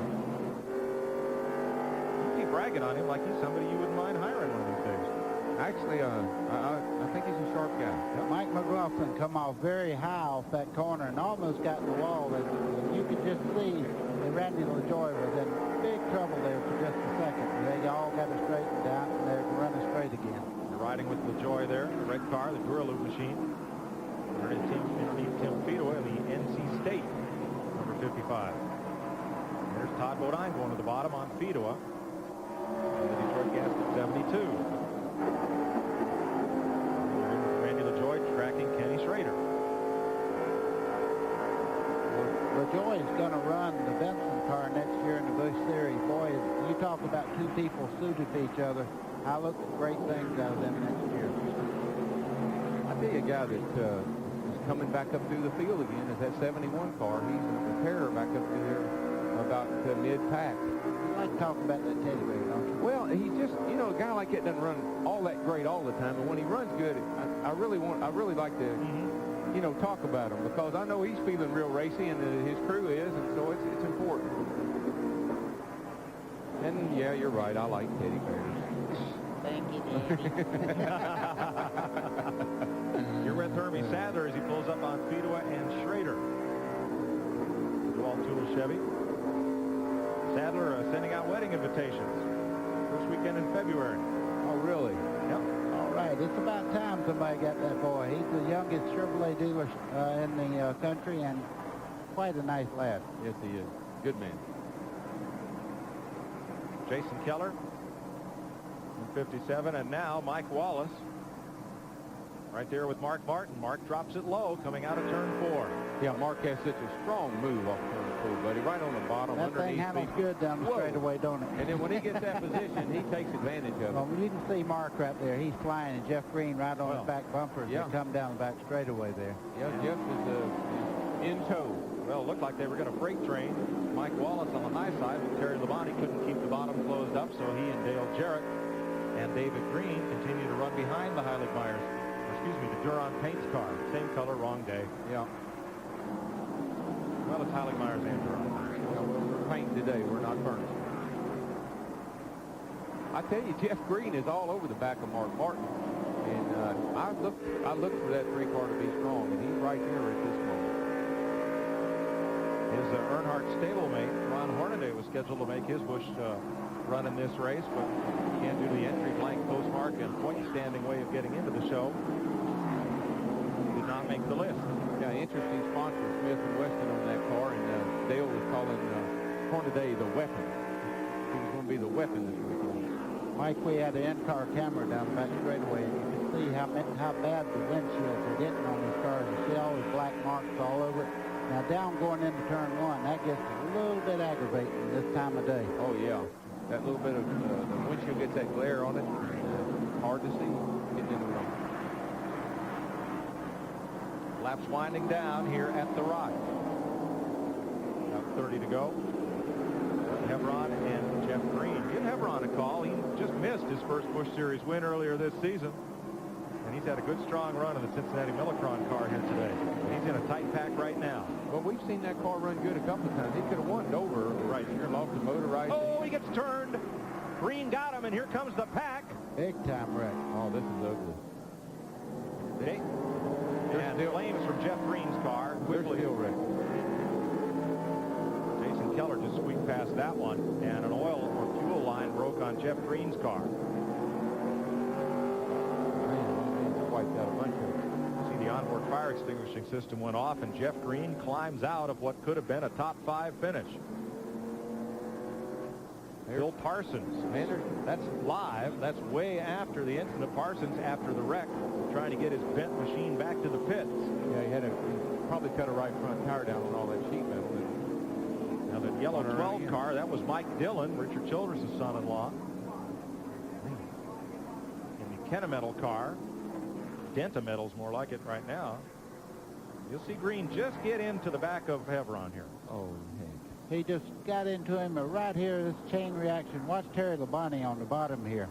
Now how he gets in the back of Green, turns him up, Terry spinning, nowhere to go. Everybody behind them they're just driving through a cloud of smoke. Parsons into the outside wall. Who's that sneaking by on the bottom? I think that's that old Mike, 5 car. Or is that Mike Wallace? Or Mike Wallace, yeah. Wow. Boy, did Vincent find a good time to be out front. Because that's about the crowd he'd be behind right now if the things kept going like they were. You're right. And there's the rest of it.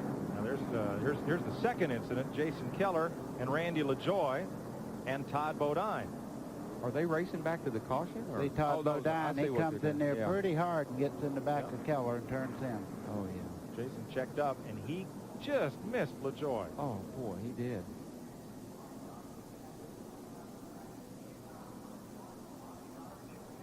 Wow. They crunched a bunch. 7 or 8 cars in that mess back there. The 3, the 14, the 95. We'll get a rundown for you when we come back, but we are under caution once again. 9th one of the day. We'll be right back. Just how long does a car battery last? About this much time is put into most batteries. But ACDelco puts in more time, so our batteries last over 20% longer. Well, now there's the new Delco Freedom 84, our longest-lasting battery ever. We put in 7 years of guaranteed starts, making it the granddaddy of all batteries. Hey, my watch! Leave it to Peerless Faucet to create a shower so smart, it can not only sense when a toilet has been flushed, it can also adjust the water temperature accordingly. Scald Guard technology by Peerless. Get more out of your faucet than just water. In the Stanley laboratories, we find out just how good our decorative mirror doors are by opening and closing them over 100,000 times. Funny, isn't that the same way you do it? Decorative mirror doors from Stanley. Here's the way they're running after 173 laps. All of these cars and down through 19th place are on the lead lap here at Rockingham. While we're under caution, time for the Pep Boys driver profile. Pep Boys for quality parts, tires, and service. Busch Series rookie contender Jeff Fuller first strapped into a race car before he was 16 years old. The 1992 National Modified Champion has taken a long road to Busch racing down south, but he says the experience he gained was more than worth it. It definitely was worth the wait. Actually, I'm glad it happened this way. I mean, if I was down here 5 years ago, I don't know if, things might have been a little bit different, but, this isn't a sport where, like in basketball or football or baseball, you're at your prime at 25. I mean, it seems like the more experience that you get, the better off you are. And, being accepted by the teams and by, the fellow drivers in NASCAR through the accomplishments that we had with the modified definitely helped out a lot. So, as far as the transition goes, it's been a little bit longer than what I hoped, but we're gaining on it every week. So Fuller is once again a rookie at age 38, but he's the leading rookie on the tour right now. This has been the Pep Boys driver profile. Cleanup continues. We'll be right back to Rockingham after this. ACDelco knows that as a car gets older, its engine runs rougher. So we developed a spark plug to help bring back new car feel, and things really gelled. Introducing Rapid Fire from ACDelco. It makes an engine idle up to 27% smoother and accelerate with up to 18% quicker throttle response. New Rapid Fire. Its performance ought to have the competition shaken. In Denton, Texas, a lot of folks who work on their cars go to AutoZone because they know they're going to find quality parts, low prices, great selection, and good people like Tom Robinson. You see, Tom's the kind of guy who really likes to help folks out. And since he's been around cars most all his life, he knows his parts, too. Oh, sure, there are other parts stores in town.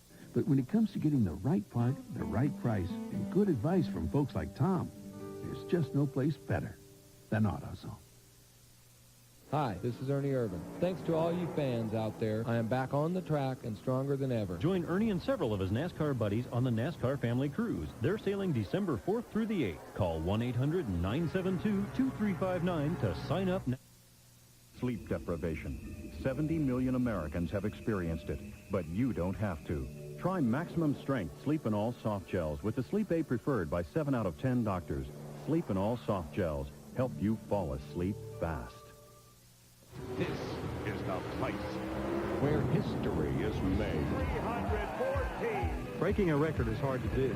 Yeah! But keeping it is even harder. Can anyone top the king? The faster, the better. It all comes down to this. We saved the best for last. Live from Pomona, it's the Winston Select Finals, Sunday, October 29th, 7:30 Eastern.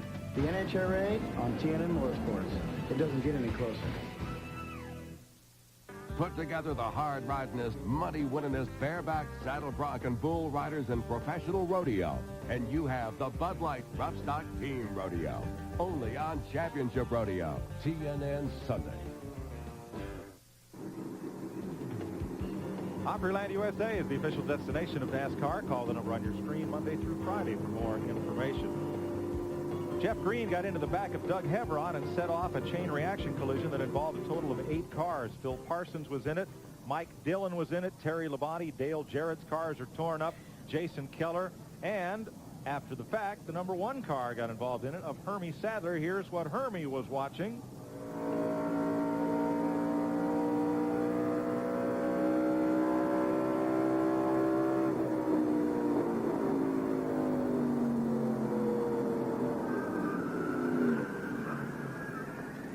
Yeah, that was actually before the fact. Darrell, how many times have you been waving to let everybody behind you know there's a problem, and all of a sudden, boom? Boy, that's when you can't wait to get that thing fired up and run up beside that guy and hit you in the back end and ask him, what in the world were you thinking about? You wouldn't do that. A little mark on the left rear corner of Hermie's bumper. We did not see who hit him. No. Let's check with Randy Pemberton. Well, just a little update on Mark Martin. Of course, he likes his chances today. None the least, he likes this race car. He finally determined under this caution, came over the radio and said, guys, let's take this car to Florida. And he doesn't mean on vacation. He's talking about bringing this thing to Homestead, and looks like this is the car they'll run down there. Of course, a bunch of cars looking to make that show down there in Miami. That'll be a good one. Yeah, he's not talking about going to Wally World. No, and I'll tell you something else. I wouldn't tamper with it either. Oh, please. Can we have another replay? Change the subject. Johnny Benson's the leader. Ward Burton is second. In third, there's Mark Martin. Mike Wallace came through there in fourth. Watch how Wallace, there's Wallace. Watch him get through this when Dale Jarrett and Terry Labonte do not. See, Dale Jarrett thinks following Terry Labonte is a hot lick. And I would too if I was in that mess. Pretty soon. There's Jarrett. Yep. Well, folks, that's a lot of good iron that's just been torn up right there. A lot of good race cars. There's Johnny Benson's sister doing a little bit of now appropriate celebrating. Benson has clinched the Busch Series championship. Chad Little crashed out of this race in an accident with a lapped car back at lap 134. There's Benson right behind the pace car. He's going to try to clinch this championship from victory lane. Boy, I tell you, it's so gratifying to win the championship, and then now here he finds himself with just a little ways to go in the race, leading this thing. Just makes for an even better day. Y'all don't put strawberries on this cake yet. He's got the people behind him. I guarantee you, Mark Martin sitting there. Ward Burton's run a great race today.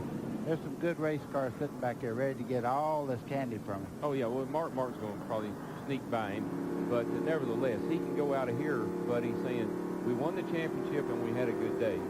I got to tell you, that interview you did with him just a while ago, I think everybody out there appreciated the feeling that you had for a champion because you've been there, and that was really neat. Yeah, I know how he feels.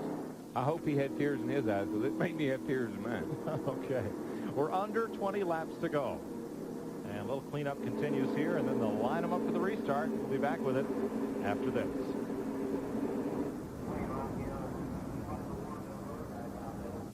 Three out of 4 new car radiators are made of aluminum, lightweight aluminum, as thin as the top of this can. This year, over 400,000 aluminum radiators will pit, corrode, and fail. Protect your car in the Prestone Zone. Prestone Antifreeze bonds with aluminum, forming the Prestone Zone of dual protection against corrosion and temperature extremes. Don't put your car at risk. Protect it in the Prestone Zone. In the middle of my workday, I like to do power lunches. I do power lifts. And when you work out this hard, better use a deodorant that works hard too. That's why I use Speed Stick. It gives me 110% protection that lasts all day. And fortunately, all night. Because while I may not have time for lunches, I always manage to find some time for dinner. Speed Stick, like you, it never quits. And try new Speed Stick Clear for clear protection that never quits. 5 minutes. What's up, Helen? Guess I've had this whole Stanley about 6 years now. Boys, been through it. Been dropped, run over, beat up.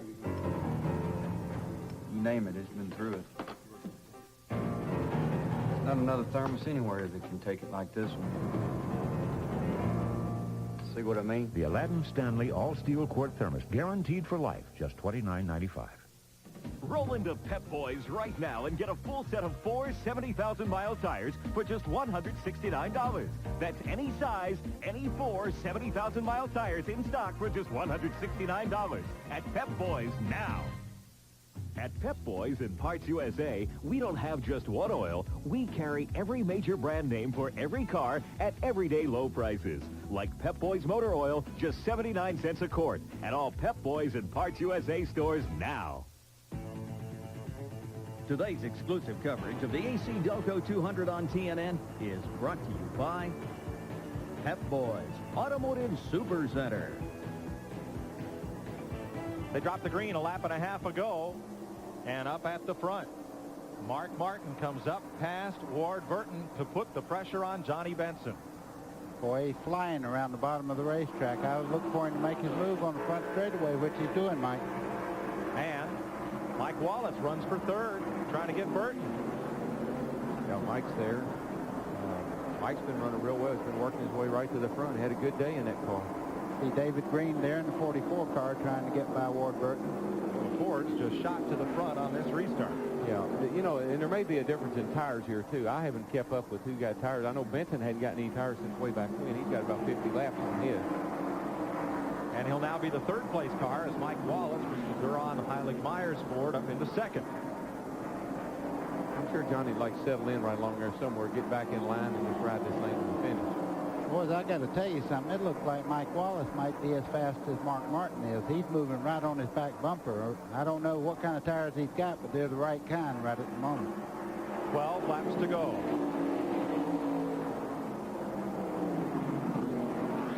Last win for Mike Wallace, Indianapolis Raceway Park, August 1994. You know, Barry Owens does a great job of fixing this car for him, and right now he's got the measure of Mark Martin. He's looking for a low place to try to make a move, but I think as the tires get hotter and hotter, he's going to find Mark Martin a little bit tougher to pass.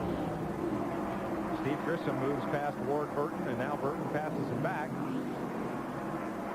Positions keep changing in the top 6 or 7 spots. The big gainer in the points today could be Mike McLaughlin, who came in here third with Chad Little out and Jeff Green out. McLaughlin, currently running in 16th, is going to pick up some points for the lead. They get together. Just a little bit, not enough hurt. He knows he's down there now. You watch Mark, he'll drop right in behind him and try to make him make a mistake. Mark Martin is not going to mess with somebody when they bump him sideways. He'll get back and take another run at it. Not only that, Darrell, right behind them, the third and fourth place cars. If he runs side by side with Mike Wallace, that third place car comes right up to them. Well, I know Mark. Oh, baby. I know Mark pretty well. Like you said, he let him know that wasn't cricket. Yeah. Mark's sitting there saying, look, I got a faster car than you have. I've outrun you all day. Why you want to bump me sideways? Martin down on the flat. Took that car down to the apron. And here comes Benson. I don't know. Well, you lose a little momentum, and look what happens. Getting tight, isn't it? Yes. David Green's there. Ward Burton 3 wide. Almost. Todd Bodine on the bottom. Folks, I want you to know this is for the lead now. This is not for second or third place. Mark got called out of position there, run down on the flat, lost all the momentum, and he's backpedaling right at the moment. He's done. Here come all these Busch Series regulars saying we're tired of these people money. Yeah, that's exactly it. Ward Burton went past Grissom, Todd Bodine. Well, where are the Busch Series regulars now? David Green's the only one up there. No, Benson, the champ. Benson, excuse me. And the champ is second. And the champ ain't done yet, I don't think. I believe when the tires equal out, he'll be in pretty good shape. You watch the third-place car of David Green. He is really getting around this racetrack, and he hadn't won in a while, so he's really hungry for a victory. He won Nationals in March. He's sitting in pretty good shape. You know, Mike Wallace's car was better following than it is leading. I think you're right. I think he's picked up a little push in the lead like that. And I think Benson knows it. Here comes Benson sniffing the lead down in turn 1. I can promise you one thing. Mike Wallace is using all the racetrack up. He's not giving them a break down the front straightaway to really set him up. I believe that what Mike did is maybe skid the new off his tires here when he was racing with Mark. Slipped the new off of it. 5 laps to go as they come by. This is going to be a barn burner, boys. Already has been. 5 to go, and I'm up on the edge of my seat. Darrell, where would you want to be in these 3 cars that are leading right now? You see how Mike Wallace got in the lead, and you see how he stayed there, don't you? That's exactly that's where I want to be. Well, it's now a 5-6 car battle for the lead. Boy, David Green almost got in the back of Benson there in the center of the corner. Benson pushed up just a little bit. Green on the bottom, Todd Bodine drafting along, and Green is not strong enough to make the move in turn 1. Do you know how many engine failures that 74 cars had this year? None. 3 laps to go. So what are you telling me for now? Yeah. Green is really quick getting into 3 over there, but I don't know. Oh, Benson got high off of that corner. And again, Green just isn't getting off turn 4 as well. Thought Todd Bodine was going to the outside. Todd Bodine's trying everything now, high and low, to get by David Green. I think David Green's having to hold up just a little bit, getting under Benson, getting into turn 3 over there. Boy, they're Your bottom, Ernie. Let that 72 get you. Oh, look out, Mike. You're listening to David Green's radio. 2 to go. Boy, here comes Benson. Oh, 72. Now, last time by, Mike Wallace was not strong in the middle of this corner, and Benson got right up to him. Here he comes again. 95. Meanwhile, Todd Bodine moved into 3rd place there. You see him closing in on David Green's back bumper. Steve Grissom had a run. That 72 car is quick. Yep, here he comes on the bottom. He's getting some momentum on the outside. White flag. Man. Last chance, folks. Boy, this is going to get mighty close. Come on, Mikey. Benson's got one chance now, Mike. He's going down into turn 3. He's got one chance, and that's to get on the bottom side. They're going to be 3 wide. He's going up top. He's got the room. Wallace thought he was coming for the bottom. They are 3 wide. Down to the line. Contact. And Bodine wins it. Is that a race or is that a race? All right. When Mike Wallace and Johnny Benson banged each other all the way to the flag, it took just enough momentum off them that Todd Bodine pulled a Ronnie Bouchard and snookered him to the flag. I've seen that act before. Oh, boy. See Benson's right front there where he got over. Well, I don't care. It was a great win for Todd Bodine. It's a great run for Johnny Benson, and Mike Wallace drove his heart out. Yeah, That's all great you can race. say. There's no loser in that 3. What a deal. I told you that 72 car could win some races with the right people in it. Yes, you did. Boy, you got smart in the last lap there. What a finish here at Rockingham. It was fun, man. Woo! We mentioned Ron Bouchard. In 1981 at Talladega, Darrell Waltrip and Terry Labonte raced side by side to the flag. Bouchard, in a move taught him by Buddy Baker, got underneath the 2 of them, and as you looked over at Terry to see if you'd beat him, Bouchard had beaten you both. I didn't know we had lapped him. Oh, the boy. Same kind of finish right here. Here it is. This is great stuff right here, folks. Well, you see Benson going to the outside here. I thought that was a bad move on his part, but it could have paid off. I think he gets back before Mike Wallace to the flag here, but look on the bottom side, Todd Bodine. Just slipped Boy, is by. that close for 2nd. I love it. 92nd, 74 3rd. What a finish. And we'll be back to talk to the winner and other combatants right after this.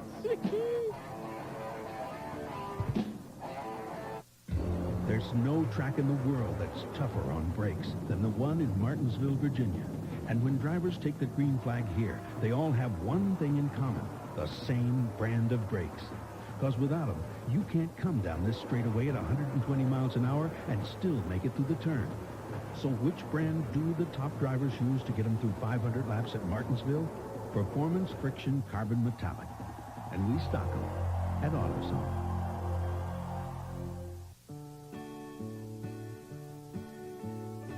Wrangler jeans have always been worn by cowboys.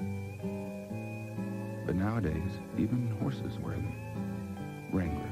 Real, comfortable jeans. Wrangler, the perfect jean for your 10-year-old son. And your 10-year-old husband. Wrangler, real, comfortable jeans. Know what frustrates me?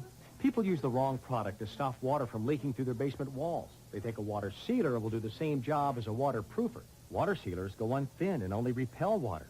But Drylock Masonry Waterproofer goes on thick. It fills the pores in the masonry and expands as it dries to form a tough waterproof barrier.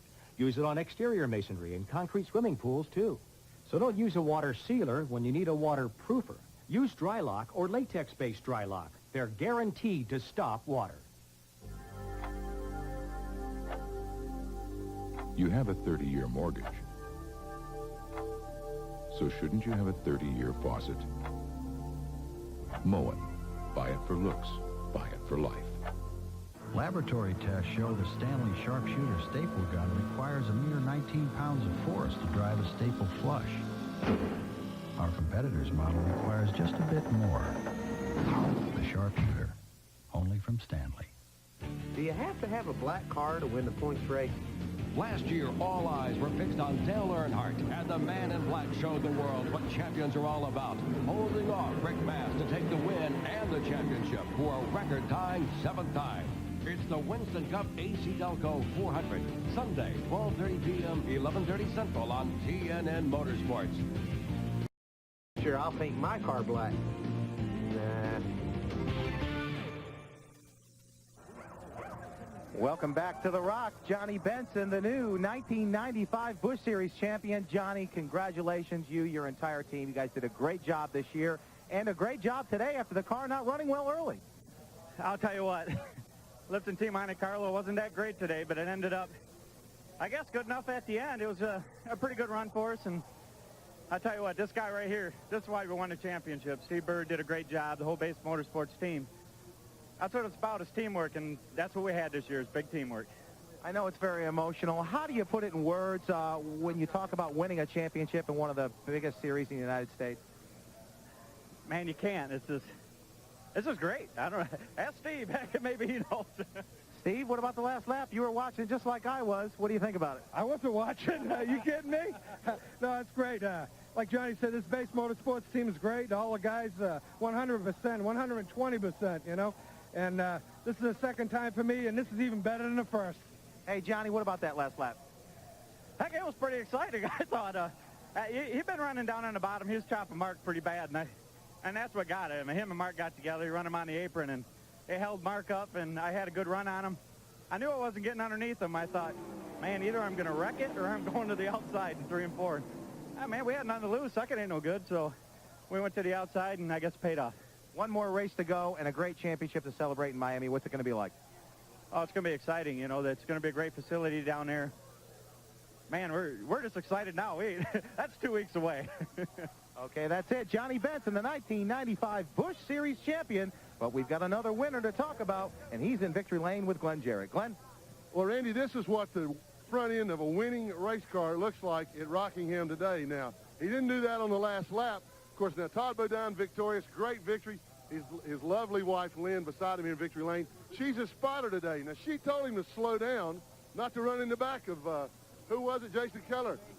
But like most husbands across America, Todd didn't listen, ran right in the back of him. But what a great last lap. I tell you, that was the only scenario that could have happened for us to win the race.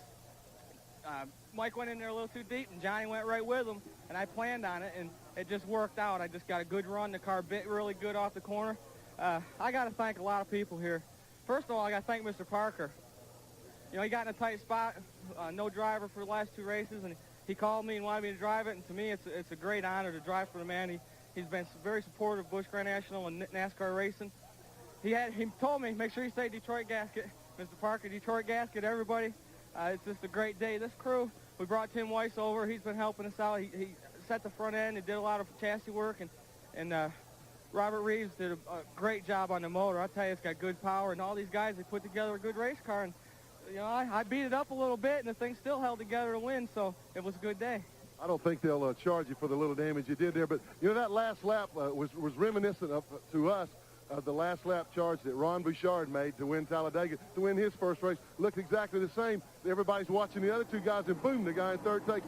Yeah, that's what NASCAR was thinking of from Busch Grand National Racing. You know, it's very competitive, and those things can happen at any track. It doesn't have to be Talladega. It can be here at Rockingham or Charlotte or any track. And it's a tribute to NASCAR and their rules for making it so equal. And Mike and Johnny got racing, and I knew I had a shot at them then. Congratulations on a great win. Guys, there's a lot of people back here want to hug and kiss him. I'm getting out of the way. Mike? Thanks, Glenn. 8th career win for Todd Bodine. First win since Dover in September '93. That is the second 3 abreast finish here. In 1987, Morgan Shepherd beat Jeff Bodine and Dale Earnhardt in a 3 across finish at the Rock. So while Johnny Benson rides around the track in that Pontiac convertible to celebrate his Busch Series championship, we'll take a break from Rockingham and be right back. I get here early to stock up on Texaco Haviland Formula 3 motor oil because it gives my engine complete protection. Me too. Michael Andretti. Texaco Haviland Formula 3 is formulated to control volatility and fight vaporization.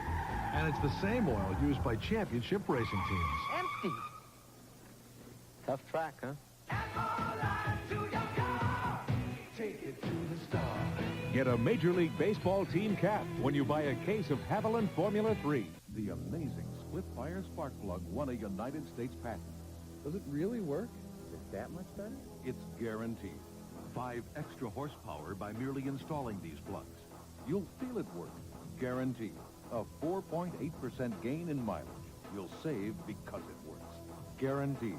There's nothing like a split-fire. You'll get more power and more mileage for your money back.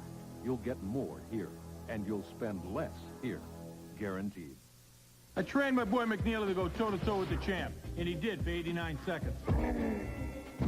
He didn't back down from any combinations thrown at him, and he ain't backing down from this one. There's a new stuffed crust pizza from Pizza Hut. Not just cheese, but pepperoni baked right into the crust. So good you'll eat it backwards. Show 'em, kid.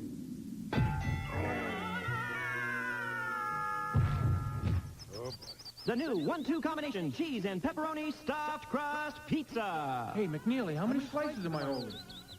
Dear Midas, the brakes on my 4x4 were squealing, so I went to your shop. I came with my Midas guarantee, and I was prepared to fight to have it honored. Your people reviewed my records and inspected my car. Still unsure of the cost, I was told. The shoes and pads are guaranteed, no charge. Then my brakes were fixed. I was truly amazed. Thank goodness for honest people. Sincerely, Anna Touchstone. Today's exclusive coverage of the ACDelco 200 on TNN has been brought to you by Haviland Formula 3 Motor Oil. Add more life to your car. Take it to the star. The results here at Rockingham, Todd Bodine defeating Mike Wallace and Johnny Benson in a photo finish. Ward Burton right behind them. David Green, Steve Grissom, Rich Bickle 7th.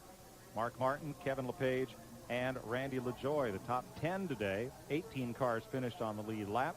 Larry Pearson, Tim Fedewa, Mike McLaughlin, Elton Sawyer, Kenny Schrader, Hermie Sadler, Rodney Combs, and Doug Hevron was the last car on the lead lap. Stevie Reeves was 1 lap down. Jason Keller 2 laps down, along with Johnny Rumley, Shane Hall 3 laps back, then Patty Moise, Ed Barrier, and in the garage, what a list. Phil Parsons, Terry Labonte, Jeff Green, Dale Jarrett, Mike Dillon, and Chuck Bound. Joe Bessie, Bobby Dotter, Jim Bound, Curtis Markham, Chad Little, Brian Donnelly. That car was started by Tracy Leslie. Johnny Chapman, Jeff Fuller, Jimmy Spencer, and L.W. Miller. Tommy Houston, Kenny Wallace, and Troy Beebe.